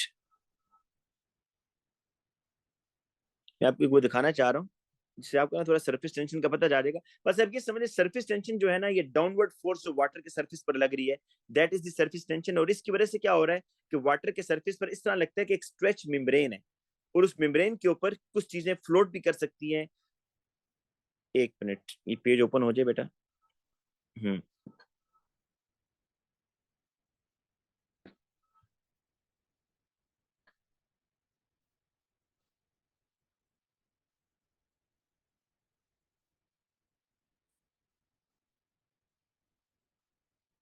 चलिए थोड़ी देर तक बेटा ये ओपन होता है तो मैं आपको दिखाता हूँ। बहुत स्लो ये है बेटा, ये थोड़ी देर तक होगा ओपन, मैं आपको दिखाता हूँ। लेकिन इसका आंसर क्या होगा? ए बेटा। सारी चीजें इसमें बातें ठीक है कि हाइड्रोजन बॉन्डिंग की वजह से विस्कोसिटी बढ़ रही है, बॉइलिंग पॉइंट ज्यादा हो रहा है, और सरफेस टेंशन, जितनी ज्यादा आईएमएफ ज्यादा होगी उतनी सरफेस पर टेंशन ज्यादा होगी। सरफेस टेंशन मीन के वाटर के सरफेस, किसी भी लिक्विड के सरफेस पर जो ये डाउनवर्ड फोर्स लग रही होती है, this downward force acting on the surface of liquid is called surface tension, और इसकी वजह से सरफेस पर एक स्ट्रेच मेम्ब्रेन सी डेवलप होती है। ठीक है, ये देखिए बेटा, ये आपको एनिमेशन से नजर आ रही है जिसमें वाटर के ड्रॉपलेट्स देखें, अंदर नहीं जा रहे, डिप नहीं हो रहे, वाटर के ऊपर फ्लोट कर रहे हैं। आपको नजर आ रहे हैं बेटा, ये वाटर के ऊपर फ्लोट क्यों कर रहे हैं? कि एक स्ट्रेच मेम्ब्रेन सी डेवलप हुई है। इसी तरीके से ये देखो, ये जिसमें मैं आपको कह रहा था कि ये जो वाटर स्ट्राइडर है, ये देखिए वाटर की सरफेस पर वॉक कर रहा है। क्यों? कि वाटर की सरफेस पर एक स्ट्रेच मेम्ब्रेन डेवलप हो गई है। किस वजह से? हाइड्रोजन बॉन्डिंग की वजह से। ठीक है, अब आते हैं बेटा नेक्स्ट क्वेश्चन पर। A reaction between the carbon and oxygen is shown. ये है जी। How can the standard enthalpy change for this reaction describe correctly? 1 mole of carbon monoxide is formed from its element. This is the formation. ये बात बिल्कुल ठीक है। Energy change when 1 mole of carbon monoxide is formed from its element. बड़ा कितने बच्चे कह रहे हैं, मैं आपको अनम्यूट करूं, मुझे आंसर दीजिएगा। कितने बच्चे कह रहे हैं भाई कि ये कंबस्टन भी हो सकता है, कार्बन बर्न हो रहा है? बताएं। सर हो सकता है। नहीं, this is not combustion. Combustion में आपको पता है कि when 1 mole of a substance is burn in excess of oxygen, ये एक्सेस नहीं है भाई, तभी तो कार्बन मोनोऑक्साइड बन रहा है। तो एक्सेस ऑफ ऑक्सीजन होगा देन कंबस्टन होता है। कंबस्टन के लिए कंडीशन है एक्सेस ऑफ ऑक्सीजन, तो लिहाजा ये गलत हो गया। एटमाइजेशन तो ये होती नहीं है, एटमाइजेशन ये होती है when 1 mole of gaseous atom is form from its element, और एटमाइजेशन अभी आपके सिलेबस में भी नहीं है। ठीक है, तो only first statement is correct, D is the right answer. Question number 34 पर आ जाएं। Hydrochloric acid react with zinc, it forms zinc chloride and hydrogen. What will increase the rate of this reaction but will not change the Boltzmann distribution of molecular energy? मुझे बताएंगे बेटा कौन सा ऐसा factor है जो बोल्ट्जमैन कर्व की shape को चेंज कर देता है? टेम्परेचर। टेम्परेचर। सिर्फ temperature is the factor which can change the shape of Boltzmann curve. लेकिन अगर आप कैटलिस्ट डालेंगे तो वो भी शेप को डिस्टर्ब नहीं करता। कंसंट्रेशन को बढ़ाएंगे तो कंसंट्रेशन के बढ़ाने से मॉलिक्यूलर एनर्जीज की शेप, उसकी शेप पर फर्क नहीं पड़ेगा, और मॉलिक्यूलर एनर्जी पर भी फर्क नहीं पड़ेगा।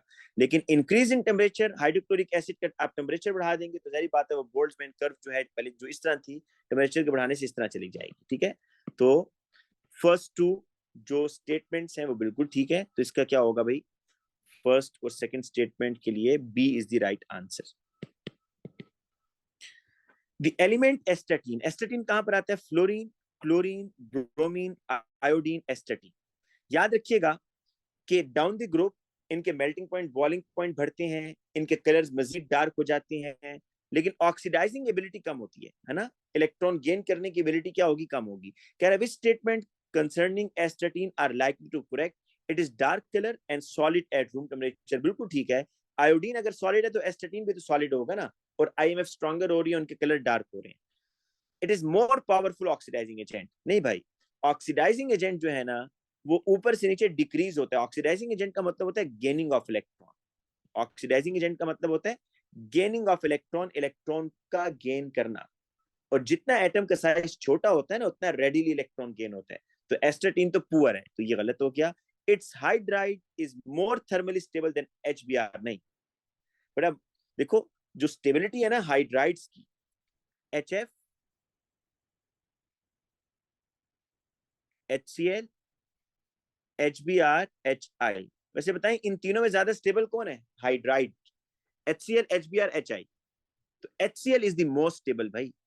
देखो जब वो थर्मल स्टेबिलिटी की बात करते हैं ना, तो इसमें IMF की बात नहीं करनी होती। थर्मल स्टेबिलिटी का मतलब है कि आप इसको हीट दें और ये क्या टूट रहा है या नहीं टूट रहा है।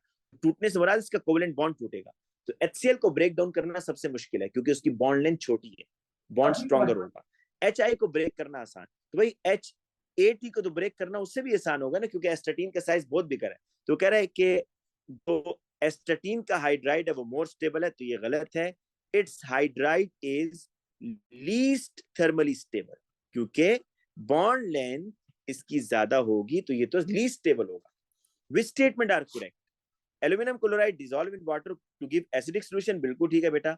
आप जब एल्यूमिनियम क्लोराइड को वाटर में डालते हैं तो HCl फॉर्म होता है ना, HCl फॉर्म होता है। और इस HCl के फॉर्म होने की वजह से पीएच जो है ना आप 3 तक कहते हैं, pH 3 होगी है। मैग्नीशियम क्लोराइड जब आप वाटर में डालते हैं तो आप कहते हैं जो pH है वो 6.5। तो वो कह रहा है कि magnesium chloride dissolve in water to give a solution of pH close to 7। ठीक है, 6.5 है, क्लोज टू 7 है, तो ये बात भी ठीक है।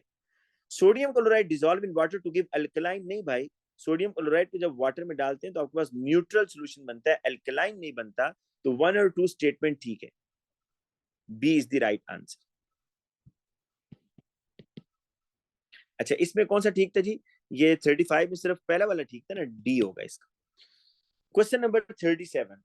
अब जिन जिन बच्चों ने बेटा मेरे से ये मैकेनिज्म पढ़ा हुआ है ना, तो मैंने बार बार आप लोगों को एक बात बताई है, जरा मुझे बताएंगे बेटा, कंफर्म करेंगे कि ये जो CN होता था, मैं इसकी नेचर क्या बताता था कि CN एज अ कैटलिस्ट काम कर रहा है इसमें या नहीं कर रहा है। एल्डिहाइड कीटोन के अंदर जब आप HCN ऐड करते थे तो मैं आपको मैकेनिज्म में ये बात बताता था कि CN at the end regenerate हो रहा है। ये देखो रीजनरेट हो जी रहा है, नहीं सर। हो रहा। तो जो चीज आखिर में रीजनरेट हो जाए एट द एंड, उसको आप कैटलिस्ट कहते हैं। लेकिन क्या ये एज अ न्यूक्लियोफाइल भी काम कर रहा है, नहीं कर रहा? कर सर। कर रहा है। और क्या ये CN इसमें ऐड भी हो रहा है या नहीं हो रहा? हो रहा है। ऐड भी हो रहा है। तो which statement about this mechanism is correct? ये एल्डिहाइड कीटोन के अंदर का रिएक्शन है जिसमें वो NaCN की तरफ से ये CN आ रहा है। ये CN कहां से आ रहा है? From NaCN। तो CN act as a catalyst. क्यों? क्योंकि बेटा ये जो CN आपने शुरू में यूज था ये एट द एंड रीजनरेट हो गया है। तो जो चीज रीजनरेट हो रही है वो एज अ कैटलिस्ट होती है। CN एज अ न्यूक्लियोफाइल, बिल्कुल ठीक है। क्यों? क्योंकि बेटा ये अपना लोन पेयर शेयर कर रहा है। जब भी कोई चीज अपना लोन पेयर शेयर कर रही होती है वो आपका न्यूक्लियोफाइल होता है। It is an addition reaction, yes addition reaction है, क्योंकि कार्बन ऑक्सीजन डबल बॉन्ड खत्म हो रहा है। तो तीनों स्टेटमेंट ठीक है, ए इज द राइट आंसर। अच्छा, क्वेश्चन नंबर 38 को देखें।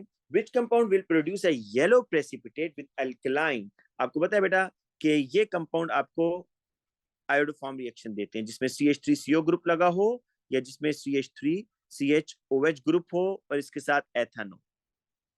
बस ये 3 कंपाउंड। तो इसमें CH3CO वाले तो नहीं है।